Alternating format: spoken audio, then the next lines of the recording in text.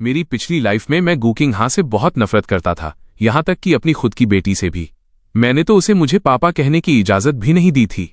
फिर भी वो माँ बेटी हमेशा मेरे लिए समर्पित रहीं, जब तक कि मेरी वजह से मेरी बेटी की मौत एक मीट ग्राइंडर में नहीं हो गई।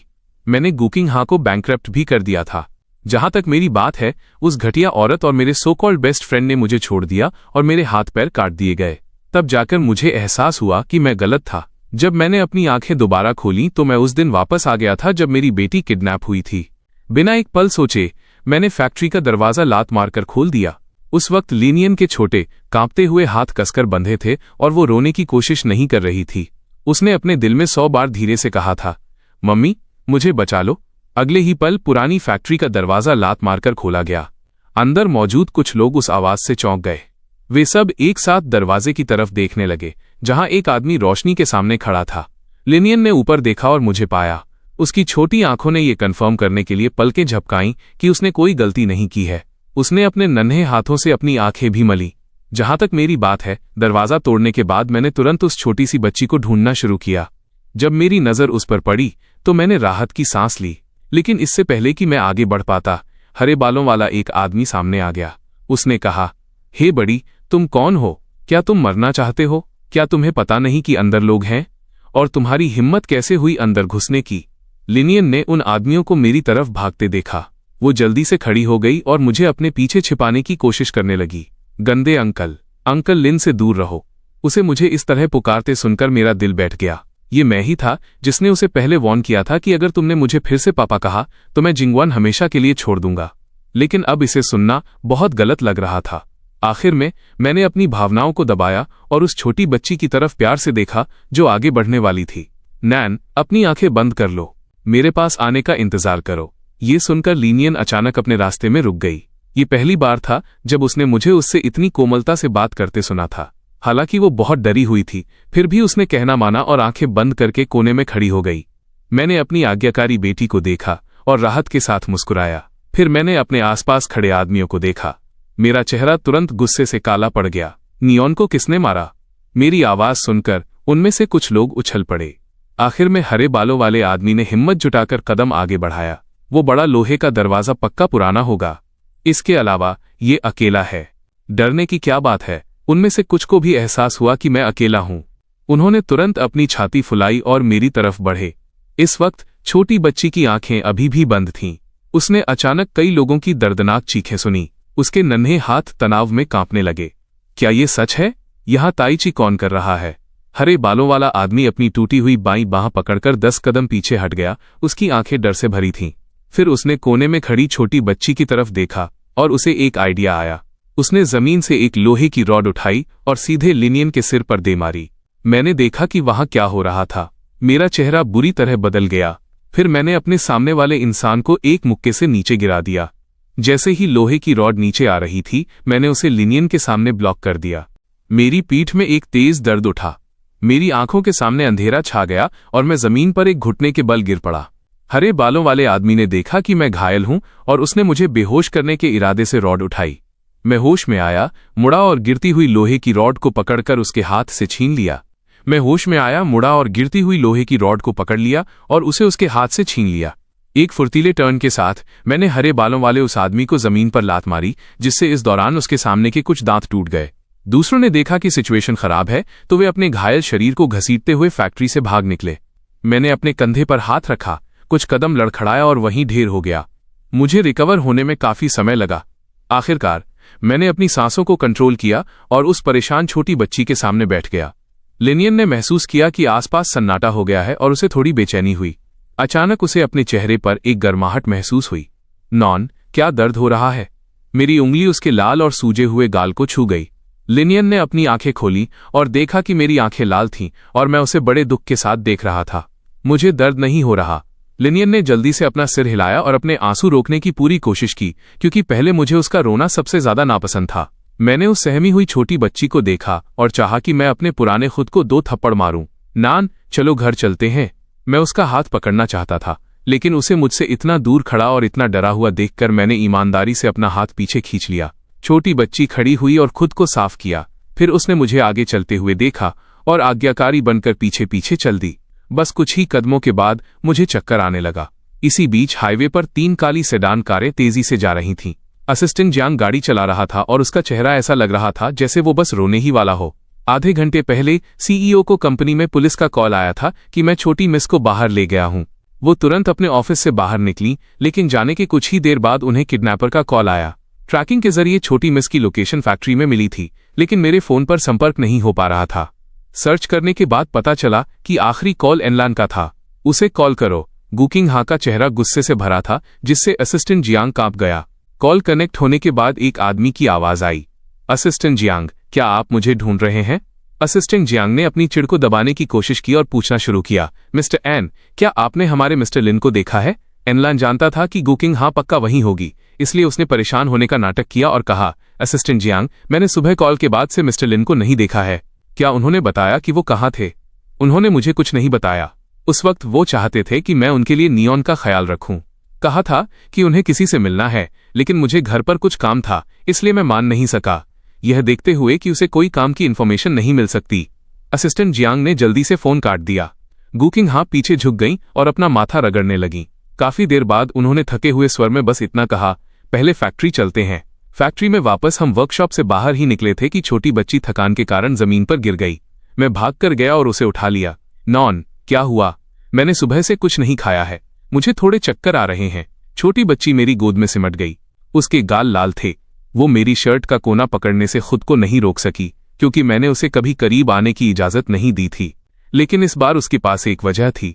ये सुनकर मैंने राहत की सांस ली और धीरे से उसका सिर थपथपाया। सो जाओ, जब हम घर पहुंचेंगे तो खाना मिल जाएगा। लिनियन ने सिर हिलाया और शांति से मेरी गोद में सो गई। जब मैंने उसे उठाया तो मेरी पीठ में एक तेज दर्द उठा, जिससे मेरी भौहें सिकुड़ गईं। लेकिन ये याद करते हुए कि नियॉन ने मेरी पिछली लाइफ में मेरे लिए क्या क्या सहा था, मुझे तुरंत ही सारा दर्द महसूस होना बंद हो गया। मैंने अभी कुछ ही कदम बढ़ाए थे कि दूर से एक पुरानी कार की दहाड़ सुनाई दी। फिर 3 काली कारें मेरे सामने आकर रुकीं। मैं थोड़ा हैरान रह गया और कार से उतरने वाली उस औरत को एकटक देखने लगा। मैं उसका नाम पुकारना चाहता था, लेकिन मेरे गले से कोई आवाज नहीं निकली।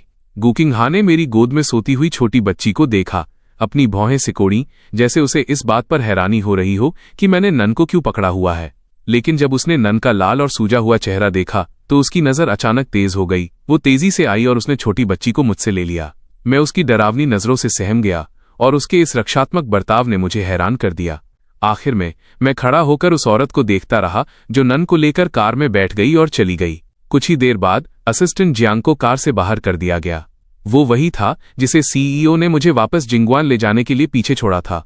मैंने सड़क पर गायब होती कार की ओर देखा। मेरी आंखों के सामने अचानक धुंधलापन छा गया। जिस भरोसे को मैंने इतनी मुश्किल से थामने की कोशिश की थी वो दूर चला गया। मेरे पैरों ने जवाब दे दिया और मैं सीधे जमीन पर बेहोश हो गया। मेरे बगल में खड़े असिस्टेंट जियांग ने मेरा सफेद पड़ा चेहरा देखा और उसका दिमाग सुन्न हो गया। मिस्टर लिन, आपको क्या हुआ? उसके पास खड़े व्यक्ति ने ये देखा और तुरंत असिस्टेंट जियांग को याद दिलाया, जल्दी सीईओ को कॉल करो।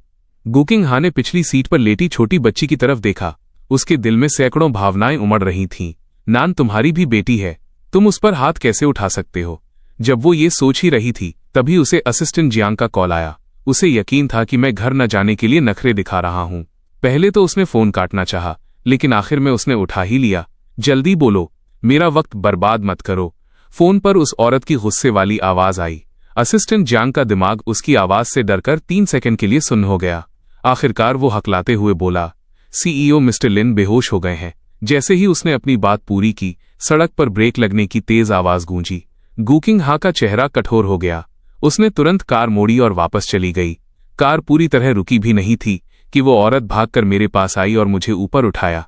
असिस्टेंट जियांग ने जल्दी से समझाया, सीईओ मिस्टर लिन अचानक बेहोश हो गए।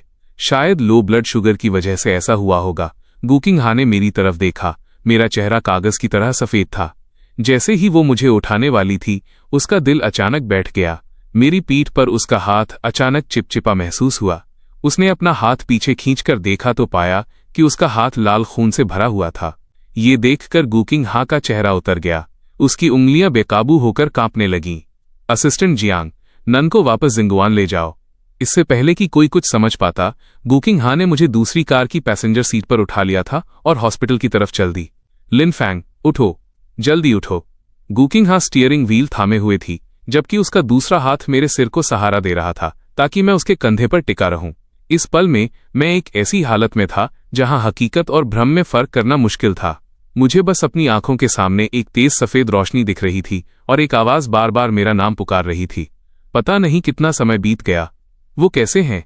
गुकिंग हा ने डायरेक्टर वोंग की तरफ देखा जब वे बाहर आए। ये सुनकर डायरेक्टर वोंग ने अपना मास्क उतारा। उनके चेहरे के हाव भाव गंभीर थे। वे अब ठीक हैं। उन्होंने ऐसा क्या किया जो उन्हें ऐसी चोट लगी? गुकिंग हा ने अपनी आस्तीन के अंदर अपनी मुट्ठियां भींच लीं। उसका चेहरा गुस्से में था। जाकर उन्हें देख लो, वो जल्द ही होश में आ जाएंगे। कुछ मिनट बाद गुकिंग हा बेड के पास बैठ गई। वो मेरे सफेद पड़े चेहरे को देख रही थी। उसने अपना हाथ बढ़ाकर मुझे छूना चाहा, लेकिन उसका हाथ अचानक हवा में ही रुक गया, क्योंकि उसे याद आया कि मैंने पहले क्या कहा था। मैंने उसे मुझे न छूने के लिए कहा था, इसलिए उसने अपना हाथ पीछे खींच लिया। तभी मेरी उंगली फड़की। मैंने धीरे से अपनी आंखें खोली। मैं करवट लेना चाहता था, लेकिन मेरे कंधे में एक तेज दर्द उठा। लिनफांग, डॉक्टर ने अभी तुम्हारी दवा लगाई है, ज्यादा हिलना डुलना मत। गुकिंग हा ने देखा कि मैं जाग गया हूं। वो बेड के पास आधा झुक गई और मेरा हाथ पकड़ लिया ताकि मैं हिल ना सकूं। मैंने अपने सामने खड़ी उस औरत को देखा और अपनी पिछली लाइफ को याद किया। वो मजबूत इरादा जो उसने मुझे पकड़ते हुए दिखाया था जब हम साथ मरे थे। मेरी आंखें लाल होने से नहीं रुक सकीं, लेकिन मुझे इस हालत में देखकर गुकिंग हा ने धीरे से अपना सिर झुका लिया। फिर उसने मेरा हाथ छोड़ दिया और जाने के लिए खड़ी हो गई। पर जैसे ही वो खड़ी हुई, मैंने उसकी कलाई पकड़ ली। एक गर्माहट महसूस हुई। वो औरत जमसी गई। उसने नीचे मेरी तरफ देखा जिसने उसकी कलाई पकड़ी हुई थी। उसका दिल खुशी से उछल पड़ा। फिर उसने अपनी एक्साइटमेंट को दबाने की कोशिश की और वापस कुर्सी पर बैठ गई। ये देखकर कि मैं शांत लेटा उसे ही देख रहा हूं, उसने मुझे तसल्ली देने के लिए धीरे से मेरा हाथ थपथपाया। लिनफांग, तुम्हें किसने चोट पहुंचाई? उसे ऐसा कहते सुनकर मेरी नाक में सनसनी हुई और तुरंत आंसू बहने लगे। गुकिंग हा ने मुझे कभी रोते हुए नहीं देखा था। यह देखकर वो घबरा गई। उसने जल्दी से बेड के पास वाली मेज से टिश्यू बॉक्स उठाया और अनाड़ीपन से मेरे आंसू पोंछने लगी। लिनफांग, ये सब मेरी गलती है। तुम मुझे मार सकते हो, तुम मुझे डांट सकते हो, बस प्लीज रो मत, ठीक है? उस औरत की आवाज जितनी कोमल हो सकती थी उतनी थी। मैंने अपनी नाक सिकोड़ी और उसे पूछा, मैं करवट लेना चाहता हूं। उस औरत ने मुझे बेड पर पेट के बल लेटे देखा और तुरंत समझ गई। लिनफांग, छोड़ो, 1 मिनट रुको, मैं नर्स को बुलाकर लाती हूं। क्या तुम्हें डर है कि तुम मुझे करवट नहीं दिला सकोगी? ये सुनकर गुकिंग हा को यकीन नहीं हुआ और उसने मुझसे कन्फर्म करने की कोशिश की। तुम्हारा मतलब है कि तुम चाहते हो कि मैं तुम्हारी मदद करूं? मैंने जोर से सिर हिलाया। इतनी छोटी सी बात के लिए नर्सों को परेशान करने की जरूरत नहीं है, वे बहुत बिजी रहती हैं। गुकिंग हा ने मेरी तरफ देखा, थोड़ी देर अपने ख्यालों से लड़ती रही और फिर आखिरकार पास आकर बड़ी सावधानी से मुझे उठाने में मदद करने लगी। उस औरत का बेहद खूबसूरत चेहरा ठीक मेरे सामने था। उसके शरीर की हल्की सी खुशबू ने मुझे अनजाने में अपनी नजरें हटाने पर मजबूर कर दिया। उसके नन्हे हाथों को समझ नहीं आ रहा था कि कहाँ जाए, इसलिए वो बस मेरी शर्ट का कोना पकड़ सकी। गुकिंग हा की हलचल थोड़ी थमी। उसने खामोश खड़े मेरी तरफ देखा। मैं एक पल के लिए सुन्न रह गया। जैसे ही उसने कमरे में एंट्री ली, डायरेक्टर वोंग ने हमारा ये क्लोज सीन देखा और रिफ्लेक्स में कहा, दिन दहाड़े इस तरह, क्या ये थोड़ा अनुचित नहीं है? अचानक अंदर आए शख्स को देखकर गुकिंग हा चौंक गई और जल्दी से दूरी बनाते हुए मुझे छोड़ दिया, लेकिन उसने तुरंत रिएक्ट किया और डायरेक्टर वोंग को गुस्से भरी नजरों से देखा। डायरेक्टर वोंग ने जल्दी से सफाई दी, मैं उसकी कंडीशन चेक करने आया था। ये सुनकर गुकिंग हा ने आखिरकार अपना गुस्सा थूका, रास्ता दिया और कुछ कदम पीछे हट गई। उसी समय मैंने अपने सामने सफेद कोट पहने उस आदमी को देखा और शालीनता से उसे ग्रीट किया। डायरेक्टर वोंग, बहुत समय बाद मिले। लेकिन ये शब्द सुनकर डायरेक्टर वोंग थोड़ा हैरान रह गया। उसे महसूस हुआ कि मुझमें कुछ अलग है। वो सच में मुझसे सीधे पूछना चाहता था कि क्या मेरे सिर में चोट लगी है, लेकिन बगल में खड़ी औरत को देखकर उसने एक दूसरा सवाल पूछा, मिस्टर लिन, क्या आपको कहीं तकलीफ महसूस हो रही है, जैसे कि चक्कर आना? नहीं, बस पूरे शरीर में कमजोरी महसूस हो रही है। ये ठीक है, कुछ दिनों का आराम और तुम ठीक हो जाओगे। तुम्हें 1 महीने तक हॉस्पिटल में ही रहना चाहिए। क्या 1 महीना? ये सुनकर मैंने तुरंत गुकिंग हा की तरफ देखा और एक दुखी सा चेहरा बना लिया। गुकिंग हा ने मेरी पीठ का घाव नहीं देखा था। उसने सिर्फ यही सोचा था कि ये एक मामूली खरोंच है। ये इतना सीरियस क्यों है? हड्डी जुड़ने में 100 दिन लगते हैं, तुमने इसे बीच से तोड़ दिया है। इतना कहकर उन्होंने बेबसी से कंधे उचकाए और हॉस्पिटल के कमरे से बाहर निकलने का मौका ढूंढ लिया। ये देखकर मैंने एक आखिरी कोशिश करनी चाहिए। मैं घर पर आराम कर सकता हूँ। इसके अलावा नैन घर पर है। हाउसकीपर का बेटा वहां नैन नियॉन का ख्याल रखने के लिए है। तुम बस यहीं रुको और अच्छे से आराम करो। उस औरत ने बिना किसी हिचकिचाहट के मुझे मना कर दिया। अगर ये पहले की बात होती तो मैंने कब का तमाशा खड़ा कर दिया होता, लेकिन उसे इतना शांत बैठा देखकर मैं कुछ पलों के लिए थोड़ा असहज महसूस कर रहा था। मैंने तकिए का सहारा लिया और बोलने से पहले काफी देर तक सोचा। मुझे भूख लगी है। तुम क्या खाना चाहते हो? मैं तुम्हारे लिए खरीद लाती हूँ। गुकिंग हा ने तुरंत मुझे जवाब दिया, लेकिन वो जानती थी कि मैं जानबूझकर उसे दूर भेजने की कोशिश कर रहा हूँ, बातें घुमा रहा हूँ, यहां तक कि भागने के लिए उसके सामने कमजोरी का नाटक कर रहा हूँ। ये सोचकर उस औरत ने एक कड़वी मुस्कान दी। वो लड़खड़ाई भी, जैसे उसका बैलेंस बिगड़ गया हो। मैं डम्पलिंग्स खाना चाहता हूँ। ग्वांग माओ बिल्डिंग के नीचे वाली तांजी डम्पलिंग शॉप के। मेरी पिछली लाइफ में मुझे वो हमेशा से बहुत पसंद थे। मैंने बस तुम्हें कभी बताया नहीं। मैं हमेशा चोरी छिपे उन्हें खाने जाता था। गुकिंग हा जाने से पहले काफी देर तक खामोश रही।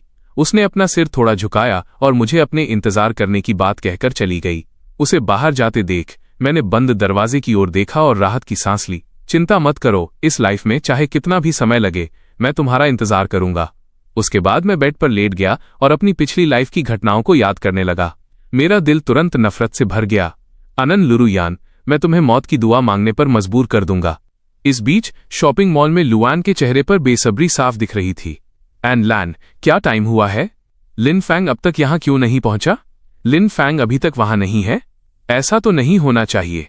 जब मैंने उसे कॉल किया था तो वो पक्का रास्ते में ही रहा होगा। मैं घंटों से वेट कर रही हूं, लेकिन किसी का अता पता नहीं है। सिस्टर रुआन, चिंता मत करो। लिन फैंग पक्का किसी काम में फंस गया होगा। वो अभी उसे ढूंढने के लिए जिंग युआन जाएगा। अब उस पर ध्यान मत दो। चलो डेट पर चलते हैं। ये सुनकर एन लैन ने उसे थप्पड़ मारने की इच्छा को दबाया। शांत हो जाओ, अभी शांत रहो। इस वक्त उसे लिन फैंग को बिजी रखने के लिए इस औरत की जरूरत थी, ताकि उसे गुकिंग हा के साथ खड़े होने का मौका मिल सके। यह सोचकर उस आदमी ने एक गहरी सांस ली। सिस्टर रुआन, मेरा इंतजार करो, मैं बस पहुंच रहा हूं। फोन काटने के बाद एन लैन ने मुझे बार बार कॉल किया, लेकिन मेरा फोन हमेशा अनरीचेबल आ रहा था। वो इतना गुस्से में था कि उसने अपना पैर जमीन पर पटका। उसी समय गुकिंग हा हॉस्पिटल के बाहर एक रेस्ट पवेलियन में बैठी थी और अपना हिस्सा खाते हुए हाथ में डम्पलिंग्स पकड़े हुए थी। तुम इन्हें ऊपर ले जाकर क्यों नहीं खाती? डायरेक्टर वोंग उसके सामने बैठे थे। ये सुनकर गुकिंग हा ने हॉस्पिटल के आंगन में बने तालाब की ओर देखा। उसकी नजरें कहीं दूर थीं।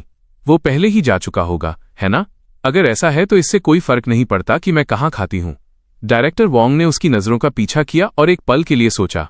5 साल हो गए हैं, तुम कब तक अनदेखी करती रहोगी?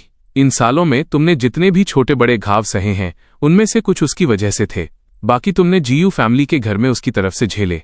कभी कभी मैं सच में तुम्हारी तारीफ करता हूं कि तुम ये सब बर्दाश्त कर लेती हो। गुकिंग हा ने कुछ नहीं कहा। दूर आसमान की ओर देखते हुए डायरेक्टर वोंग जानते थे कि शब्द अब बेकार हैं। वे जानते थे कि मेरे लिए उस औरत के दिल में जो प्यार था वो अब बचाया नहीं जा सकता था। आखिर में वे बस एक गहरी आह ही भर सके। गुकिंग हा ने अपने डम्पलिंग्स खत्म किए, अपना मुंह पोंछा और हॉस्पिटल के कमरे में वापस जाने के लिए खड़ी हो गई। जैसे ही उसने दरवाजे का हैंडल घुमाया, उसके दिल में बस यही उम्मीद थी कि मैं अब भी वहीं होऊंगा। लेकिन अगले ही पल वो औरत खुद का मजाक उड़ाने लगी। वो उसका इंतजार क्यों करेगा? वो शायद अब तक लियू रुआन को ढूंढने चला गया होगा। दरवाजा धीरे से चरचराहट के साथ खुला। जैसे ही उस औरत ने ऊपर देखा, मैं खिड़की पर बैठा उसे देख रहा था। 2 घंटे हो गए हैं, मैं भूख से बेहोश होने वाला हूं। बोलने के बाद मैंने उसके हाथ में डम्पलिंग्स देखे और मेरी आंखें चमक उठीं। तुम गए नहीं? गुकिंग हा ने अपनी आंखें जोर से मली। उसे शक हुआ कि कहीं उसे कोई भ्रम तो नहीं हो रहा। उस औरत के चेहरे के हाव भाव देखकर मेरा दिल ऐसा महसूस कर रहा था जैसे उस पर चाकू से वार किया गया हो। मेरी पिछली लाइफ में मैं मौका मिलते ही भाग जाता था। हैरानी की बात नहीं कि उसे मुझ पर यकीन नहीं हो रहा। मैंने मुस्कुराते हुए जल्दी से अपना मूड बदला। क्या तुमने मुझसे अपने इंतजार के लिए नहीं कहा था? ये सुनकर गुकिंग हा ने कुछ नहीं कहा। एक पल के लिए वो मुझे कसकर गले लगाना चाहती थी, लेकिन उसने जल्दी ही अपनी इच्छा को दबा लिया। उसे डर था कि अगर उसने ऐसा किया तो मैं उससे और भी ज्यादा नफरत करूंगा। बंस लेते हुए मैंने खिड़की के पास खड़ी उस औरत को थोड़ा हैरान होकर देखा। क्या तुम नहीं खा रही हो? ये बहुत स्वादिष्ट हैं। मुझे भूख नहीं है, तुम खाओ। गुकिंग हा ने याद किया कि उसने नीचे चोरी छिपे एक बाइट ली थी और उसे इसका इतना पछतावा हुआ कि उसकी सांसें लगभग रुकी गईं। जहां तक मेरी बात है, उसे करीब आने का इरादा न रखते हुए देखकर मुझे थोड़ी निराशा हुई। शायद वो अब भी इस बात पर नाराज है कि मैंने नियॉन को खतरे में डाल दिया। ये सही भी है। अगर मैंने नियॉन को एनलान के हवाले न किया होता तो ऐसा नहीं होता। ख्यालों में खोया हुआ मैं काफी देर तक हाथ में बन लिए बैठा रहा और उसे खत्म नहीं किया। ये देखकर गुकिंग हा ने अपनी भौहें सिकोड़ी। क्या हुआ? भूख नहीं है? मैंने बिना कुछ कहे अपना सिर हिलाया। सच तो ये था कि मैं बहुत भूखा था, और इसके अलावा मैं इस बात से जूझ रहा था कि उसे कैसे पुकारूं। पहले मैं उसे हमेशा एक दुष्ट औरत और न जाने क्या क्या बुलाता था। अब मैं पक्का उसे ऐसा नहीं बुला सकता। लॉजिकली मुझे उसे वाइफ कहना चाहिए, लेकिन उसकी शक करने वाली पर्सनैलिटी के साथ अचानक नाम बदलने से वो पक्का सोचेगी कि मैं कोई चाल चल रहा हूं। आखिर हमारा सिर्फ 2 दिन पहले ही झगड़ा हुआ था। एक ट्रांजिशन पीरियड रखने के लिए मैंने काफी देर तक सोचा। छोड़ो, अभी इसकी चिंता नहीं करूंगा। क्या मैं घर जा सकता हूं? ये सुनकर उस औरत ने तुरंत 2 बार तंज कसते हुए आवाज निकाली। अब तुम क्या करने की कोशिश कर रहे हो? मुझे समझ नहीं आया कि वो क्यों नाराज थी। मैं बस अपना सिर झुकाकर धीरे से कह सका, मैं घर जाना चाहता हूं। जिस घर की तुम बात कर रहे हो, क्या वो जिंगुआन है? गुकिंग हा की आवाज कटाक्ष से भरी थी, लेकिन मैंने मजबूती से सिर हिलाया। ये देखकर गुकिंग हा ने अपना चेहरा शांत किया, बिना नजरें चुराए सीधे मेरी आंखों में देखा और फिर दरवाजे की ओर चल दी। तो फिर मैं डॉक्टर को ढूंढने जाती हूं। दरवाजा बंद होने की आवाज सुनकर ही मैंने रिएक्ट किया। फिर मेरे चेहरे पर खुशी की लहर दौड़ गई, साथ ही मेरा दिल पछतावे से भर गया। मैंने अपनी पिछली लाइफ में किस तरह की औरत को खो दिया था। हॉस्पिटल से डिस्चार्ज? क्या तुम श्योर हो? अपने ऑफिस में बैठे डायरेक्टर वोंग ने सामने बैठी उस औरत को देखा जो पेन और कागज पकड़े हुए थी। उनकी आंखें हैरानी से फटी रह गईं। घर पर आराम करना है, किन बातों का ध्यान रखना है, ये मत कहना कि तुम्हें नहीं पता। ऐसा कैसे हो सकता है? घाव पर पानी नहीं लगना चाहिए, हाथों पैरों की कोई भारी मूवमेंट नहीं होनी चाहिए और कोई भारी सामान नहीं उठाना। सामान समय पर रोज दवा लगाना, हल्का खाना खाना और 1 हफ्ते में फॉलो अप के लिए वापस आना। गुकिंग हा ने सावधानी से एक एक चीज लिख ली। तुम जो भी करती हो उसे लेकर बहुत सीरियस रहती हो। मुझे ये मत कहना कि तुम्हें ये कुछ बातें याद नहीं रहेंगी। क्या सच में तुम्हें इसे लिखने की जरूरत है? गुकिंग हा ने उसे इग्नोर किया, कागज को सावधानी से अपने बैग में रखा और सीधे ऑफिस से बाहर निकल गई, पीछे एक हैरान डायरेक्टर वैंग को छोड़कर। जब असिस्टेंट जियांग हॉस्पिटल के लिफ्ट से बाहर आया तो उसका चेहरा सफेद पड़ा था। आधे घंटे पहले उसे सीईओ गू से ऑर्डर मिला था कि मिस्टर को एडमिट करना होगा, इसलिए वो तुरंत उनका सामान लेने जिंगवान गया। वो अभी हॉस्पिटल से कंपनी वापस पहुंचा ही था, लेकिन अपनी सीट गर्म करने से पहले ही उसे कॉल आ गया कि सामान वापस जिंगवान पहुंचाना है। मिस्टर, सारा सामान पैक हो गया है, असिस्टेंट जियांग ने बिना किसी एक्सप्रेशन के झुककर कहा। मैंने एक शांत चेहरे के साथ असिस्टेंट जियांग की तरफ देखा और जबरदस्ती एक मुस्कान दी। असिस्टेंट जियांग, आपकी मेहनत के लिए थैंक यू। नीचे एक पल के लिए वेट करें, हम बस अभी नीचे आ रहे हैं। हालांकि मैं कमजोर दिख रहा हूं, लेकिन ये मेरी खूबसूरती को नहीं छिपा सकता। इससे असिस्टेंट जियांग थोड़ा चकाचौंध हो गया। फिर होश में आते ही उसने जल्दी से सामान उठाया और हॉस्पिटल के कमरे से बाहर निकल गया। गुकिंग हा ने हॉस्पिटल के कमरे में एंट्री ली और मुझे बेड पर पेट के बल लेटे हुए देखा। उसका चेहरा तुरंत उतर गया। लिनफांग, क्या तुम्हारी तबीयत ठीक नहीं है? चिंता मत करो, मैं ठीक हूं। बस पूरे शरीर में कमजोरी महसूस हो रही है। मैं अब और चल नहीं सकता। मैंने खुद को दोषी मानते हुए अपना सिर झुका लिया। गुकिंग हा ने मेरे इन छोटे छोटे जेस्चर्स को देखा, लेकिन समझ नहीं पाई कि मैं क्या करने की कोशिश कर रहा हूं। वो सिर्फ सावधानी से पूछ सकी, तो क्या मैं तुम्हारे लिए स्ट्रेचर मंगवाऊं? ये सुनकर मेरा चेहरा तुरंत गिर गया। स्ट्रेचर पर बाहर ले जाया जाना बहुत शर्मनाक है। क्यों ना तुम मुझे चलने में मदद करो? गुकिंग हा तुरंत अपनी जगह पर जम गई। एक पल के लिए उसे समझ नहीं आया कि क्या जवाब दे। उसकी खामोशी देखकर मेरा दिल थोड़ा दुखा। कुछ पल की चुप्पी के बाद मैं उठकर बैठ गया और कमरे से बाहर जाने की तैयारी करने लगा। लेकिन जैसे ही मैं बेड से उतरा, मैंने देखा कि उस औरत का हाथ आगे बढ़ा। उसने यहां तक कि ये भी कहा, यहां आओ, तुम्हें स्ट्रेचर की जरूरत नहीं है। अगर तुम गिर गए तो ये मेरी प्रॉब्लम नहीं है। मेरा चेहरा खुशी से चमक उठा। मैंने तुरंत उसका हाथ पकड़ लिया। मैं अपना पूरा शरीर उससे सटा देना चाहता था। ऊपर से गुकिंग हा एकदम शांत दिख रही थी, लेकिन अंदर ही अंदर एक तूफान मचा था। मैं उसकी सांसों को अपनी गर्दन पर महसूस कर सकता था। जब असिस्टेंट जियांग ने हम दोनों को इस तरह चिपके हुए हॉस्पिटल से निकलते देखा तो वो तुरंत वहीं दंग रह गया। तुम वहां खड़े क्या कर रहे हो? जब तक गुकिंग हा की आवाज उसके कान में नहीं गूंजी तब तक उसने कोई रिएक्शन नहीं दिया। उसने जल्दी से कार का दरवाजा खोला। क्योंकि मेरी पीठ में चोट थी, इसलिए घाव को छूने से बचने के लिए मैं सीट पर गुकिंग हा की तरफ चेहरा करके तिरछा बैठ गया। गुकिंग हा अपने लैपटॉप पर काम कर रही थी। पहले इस समय मेरी नजरें हमेशा उसकी कंप्यूटर स्क्रीन पर टिकी रहती थीं, लेकिन इस बार वो अपने ऊपर एक चमकती हुई नजर महसूस कर सकती थी। ये वही नजर थी जिसकी उसे हमेशा से चाहत थी। वो सच में अपना सिर घुमाकर कंफर्म करना चाहती थी, लेकिन उसे डर था कि कहीं ये सिर्फ एक भ्रम न हो। मैं उसे देखता रहा और मेरी पलकें भारी होती गईं। मेरे पुनर्जन्म से 1 हफ्ते पहले मुझे दिन रात टॉर्चर किया गया था और पुनर्जन्म के बाद किडनैपिंग का हादसा हो गया। इसने मुझे चैन की सांस लेने का मौका ही नहीं दिया। अब जब मैं आखिरकार एक सेफ एनवायरनमेंट में था तो मैं शांति से सो गया। जब मेरी सांसों की आवाज उस औरत के कानों तक पहुंची तो आखिरकार उसने अपना सिर घुमाकर मेरी तरफ देखने की हिम्मत की। मुझे देखते हुए उस औरत ने धीरे से मुझे कंबल ओढ़ा दिया। फिर उसने अपनी नजरें फेर लीं। उसकी नजर असिस्टेंट जियांग की तरफ गई। असिस्टेंट जियांग समझ गया। उसने धीमी आवाज में कहा, सीईओ, हमने फैक्ट्री से उस हरे बालों वाले आदमी को पकड़ लिया है। उससे पूछताछ की जा रही है। उसे जिंदा छोड़ देना। वक्त आने पर मैं खुद उससे निपटूंगी। गुकिंग हा का लहजा सुनकर असिस्टेंट जियांग अपनी आह नहीं रोक सका। वो सिर्फ मिस्टर के सामने ही कोमल रहती है। बाहर वो एक असली आफत है। गार्डन का एंट्रेंस। गुकिंग हा ने मेरी थकी हुई हालत देखी। मेरी पीठ के घाव को बचाते हुए उसने सावधानी से मुझे अपनी बाहों में उठाया और कार से बाहर ले गई।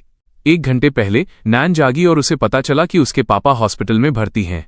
वो सीढ़ियों पर सुन्न होकर बैठी दरवाजे को देख रही थी।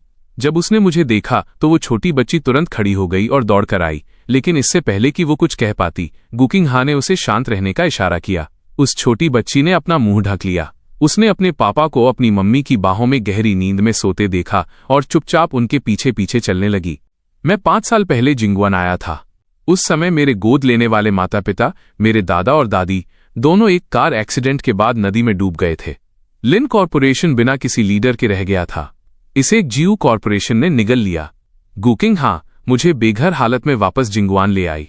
उस औरत के चंचल स्वभाव और साथ ही एनलान और लू यान के उकसावे की वजह से मेरी पिछली लाइफ में मुझे ये गलत फहमी हो गई थी कि उसने लिन कॉरपोरेशन पर कब्जा करने और अपनी पोजीशन मजबूत करने के लिए ही वो कार एक्सीडेंट करवाया था। जब मैंने अपनी आंखें दोबारा खोली तो दोपहर के 3 बजे बज रहे थे। मैं आधा उठकर बैठ गया। मैंने खाली कमरे को देखा। मैं कॉल करना चाहता था, लेकिन तभी मुझे याद आया कि मेरा फोन टूट गया है। उसी पल मुझे अचानक महसूस हुआ कि कोई मुझे देख रहा है। मेरी नजर दरवाजे की ओर गई। बेडरूम के दरवाजे के पास से एक प्यारा सा छोटा सिर बाहर झांक रहा था। उसका नन्हा हाथ अभी भी दीवार को मजबूती से पकड़े हुए था। मुझे अपनी तरफ देखते देख उस छोटी बच्ची ने जल्दी से अपना सिर पीछे खींच लिया और भागने ही वाली थी। मैंने जल्दी से उसे वापस बुलाया। उसका छोटा सिर फिर से बाहर निकला। उसकी आंखें उम्मीदों से भरी थीं, लेकिन उसका शरीर सहमा हुआ था। वो साफ तौर पर मुझसे डर रही थी। नान, तुम अंदर क्यों नहीं आती? मम्मी ने कहा था कि अंदर मत जाना ताकि पापा के आराम में खलल न पड़े। उस छोटी बच्ची ने धीमी आवाज में जवाब दिया। मैंने भी अपनी आवाज धीमी कर ली, जितना हो सके उतना कोमल बनने की कोशिश की। तो तुम्हारी मम्मी कहाँ हैं? मम्मी बाहर गई हैं। वो आज रात वापस आ जाएंगी। ऐसा है क्या? नान, क्या तुम यहां आ सकती हो? मैंने इशारा किया। फिर मैंने अपना हाथ बेड के किनारे रखा और उसे थपथपाया। लिनियन ने आसपास देखा। यह देखते हुए कि कोई देख नहीं रहा है, वो अंदर आ गई। अंकल लिन, आपको कहाँ चोट लगी है? क्या उन आदमियों ने आपको मारा? लिनियन मेरे ज्यादा करीब आने की हिम्मत नहीं कर रही थी। उसे डर था कि मैं उसे पहले की तरह दूर धकेल दूंगा। ये सुनकर मुझे अचानक मेरी पिछली लाइफ में उसके आखिरी शब्द याद आए, पापा रो मत। मुझे तुरंत अपने दिल में दर्द महसूस हुआ। इसी सोच के साथ मैं बेड से उतरा और उसके सामने आधा झुक गया। नियॉन, क्या तुम अब भी मुझे पापा बुलाना चाहती हो? लिनियन दंग रह गई। फिर उसने जोर जोर से अपना सिर हिलाया। पापा, ये वो 2 शब्द थे जो वो हर दिन मेरी फोटो से कहती थी। इस पल मेरी नाक की हड्डी में सनसनी हुई। मैंने सूखते गले से थूक निगलने की कोशिश की। मैंने उस छोटी बच्ची को कसकर गले लगा लिया। नियॉन, पापा को माफ कर दो। I am sorry. पापा अब पक्का तुम्हारी अच्छे से हिफाजत करेंगे। लिनियन ने मुझे कांपते हुए महसूस किया। उसने अपने नन्हे हाथ से धीरे से मेरी पीठ थपथपाई। पापा, डरो मत, मैं और मम्मी यहां हैं। उसके शब्द सुनकर मेरे आंसू थम नहीं रहे थे। काफी देर बाद मैंने उसे अपनी गोद में बिठाया। नियॉन, पापा ने पहले तुम्हारे साथ वैसा बर्ताव किया। क्या तुम मुझसे नफरत नहीं करती? ये कहते हुए मैंने अनजाने में अपनी नजरें फेर लीं। मेरी हिम्मत नहीं हुई कि उसे देख सकूं। उस छोटी बच्ची ने अपना सिर हिलाया और उसके गोल मटोल चेहरे पर एक मुस्कान खिल गई। मम्मी ने मुझसे कहा था कि पापा मुझसे प्यार करते हैं, उन्हें बस अपनी भावनाएं दिखाना नहीं आता। मम्मी ने ऐसा कहा था। मैंने उस छोटी बच्ची को यकीन न कर पाने वाली नजरों से देखा। हाँ, मम्मी ने यह भी कहा था कि हर बार जब पापा नियॉन को डांटते हैं तो उन्हें पछतावा होता है और वो रोते हैं। उन्होंने कहा था कि पापा को ज्यादा करीब आना पसंद नहीं है, इससे उन्हें असहज महसूस होता है। जैसे जैसे वो बोल रही थी, नियॉन की आवाज धीमी होती गई और उसने अनजाने में मुझसे दूरी बना ली। ये देखकर मैंने अनजाने में अपनी मुट्ठियां भींच लीं। मेरे नाखून मेरी हथेलियों में गड़ गए। कुछ ही देर बाद लिनियन ने अचानक मेरा हाथ पकड़ लिया। पापा, आपके हाथ को क्या हुआ? उसने देखा कि फर्श पर लाल खून टपक रहा है। उसे समझ नहीं आया कि क्या करे। वो जल्दी से बटलर को बुलाने के लिए मुड़ी, लेकिन मैंने उसे अनसुना कर दिया। मैंने उसे फिर से गले लगा लिया। नियॉन, पापा ठीक हैं। क्या तुम पापा को थोड़ी देर खुद को गले लगाने दोगी? नियॉन, पापा तुम्हें गले लगाना चाहते हैं। जब लिनियन ने मुझे ऐसा कहते सुना तो वो इतनी खुश हुई कि उसकी मुस्कान रुक ही नहीं रही थी। आखिर वो कब से अपने पापा के गले लगना चाहती थी। हर बार किंडरगार्टन के बाद जब वो दूसरे बच्चों को उनके माता पिता के गले लगते देखती थी तो उसे बहुत जलन होती थी। काफी देर बाद मैंने अपनी आंखों के कोनों से आंसू पोंछे और उसे छोड़ दिया। नियॉन, क्या पापा तुम्हारे साथ चलें? पापा तुम्हारा इंतजार करेंगे। मैं पहले अपने कपड़े बदल लूं। लिनियन खुशी खुशी बेडरूम से बाहर कूदती हुई चली गई। हालांकि इसी वक्त एक नौकर मुझे इन्फॉर्म करने आया, मिस्टर एन मेन गेट पर आपका इंतजार कर रहे हैं। मेरे चेहरे के भाव अचानक बदल गए। फिर मैं खिड़की के पास गया। मैंने देखा कि एनलान मेन गेट के सामने यहां वहां टहल रहा है। मैंने नौकर से कह दिया कि उसे इंतजार करने के लिए कहे। नौकर के जाने के बाद मैं खुद को आईने में देखने लगा, क्योंकि एनलान ने एक बार मुझसे कहा था कि लियू रुआन को शमाती स्टाइल का आई मेकअप करने वाले लड़के पसंद हैं। इसलिए मेरी आंखों के चारों तरफ काला स्मोकी आईशैडो लगा था। ये लुक देखकर मुझे खुद पर हंसी आने लगी। फिर मैं कपड़े चुनने के लिए तीसरी मंजिल के ड्रेसिंग रूम में गया। कपड़े बदलने के बाद मैंने सावधानी से अपना चेहरा धोया और वो सारा शमाती आई मेकअप हटा दिया। आधे घंटे बाद मैं संतुष्ट होकर ड्रेसिंग रूम से बाहर निकला। तब तक एनलान इंतजार करते करते बेताब हो चुका था। उसका गुस्सा बढ़ता ही जा रहा था। तुम लोग क्या कर रहे हो? मेरे आने की खबर देने में इतना वक्त क्यों लग रहा है? मिस्टर एन, आपका कोई अपॉइंटमेंट नहीं है। मालिक अभी बिजी हैं, प्लीज इंतजार करें। एनलन ने अपने सामने अडिग नौकर को देखा और उसका गुस्सा और बढ़ गया। पहले जब भी वो आता था मैं गेट पर उसका इंतजार कर रहा होता था। अपॉइंटमेंट की कोई जरूरत नहीं होती थी। क्या यहां तुम्हारा पहला दिन है? तुम्हारी हिम्मत कैसे हुई मुझे रोकने की? क्या तुम्हें अपनी जॉब प्यारी नहीं है? उसके चिल्लाने से नौकर एक कदम पीछे हट गया। वाकई उसका काम पर पहला दिन था। इसी पल दूसरे नौकर ने गेट पर सिचुएशन देखी। वो दौड़कर आया और नए नौकर को एक तरफ धकेल दिया। उसने चापलूसी करते हुए एनलान की तरफ देखा। दफा हो जाओ, तुम्हारी हिम्मत कैसे हुई मिस्टर एन को रोकने की? Mister N, I am so sorry. यह लड़का नया है, प्लीज आप अंदर आ जाइए।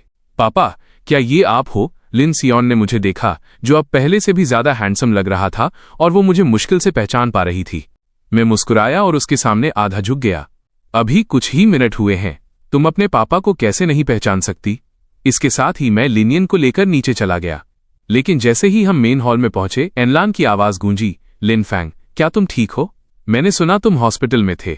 एनलान के चेहरे पर चिंता के भाव थे, लेकिन जब उसने देखा कि मैं बिल्कुल सही सलामत हूं तो उसकी आंखों में निराशा की एक झलक साफ दिखाई दी। मैंने अपनी आंखें सिकोड़ी और उसके पास खड़े नौकर एक ही तरफ देखा। ये अंदर कैसे आया? मालिक, अभी वो नया नौकर सिचुएशन नहीं जानता था। उसने मिस्टर एन को रोक दिया था। मैंने ही उन्हें अंदर आने दिया। नौकर ए ने अपना सिर झुकाया। उसे लगा कि खुद को साबित करने का मौका मिल गया है। ये लड़का काफी स्मार्ट है और उस नए लड़के से ज्यादा तेज है। एनलान भी नौकर ए का इरादा समझ गया और उसने तुरंत उसकी तरफदारी की। ये सुनकर मैं नौकर ए को घूरता रहा। फिर मैंने घड़ी की तरफ देखा। मुझे अपनी वाइफ से मिलने जाना है। अगर तुम्हें कुछ चाहिए तो अगली बार अपॉइंटमेंट लेकर आना। एनलान की मुस्कान उसके चेहरे पर जम गई। उसने यकीन न कर पाने वाली नजरों से मेरी तरफ देखा। क्या अब तुमसे मिलने के लिए मुझे अपॉइंटमेंट की जरूरत है? क्या कोई प्रॉब्लम है? मैं सोफे पर बैठ गया और मेज पर रखी चाय की एक घूंट ली। ऊपर से एनलान मुस्कुराया और कहा कि कोई प्रॉब्लम नहीं है, लेकिन अंदर ही अंदर वो मुझे गालियां दे रहा था। मैंने उसे इग्नोर किया और बस नियॉन नैन का हाथ थाम लिया, ये देखकर कि हम दोनों जाने वाले हैं। एनलान ने जल्दी से मुझे आवाज दी, लिन फैंग, मुझे तुमसे कुछ पूछना है।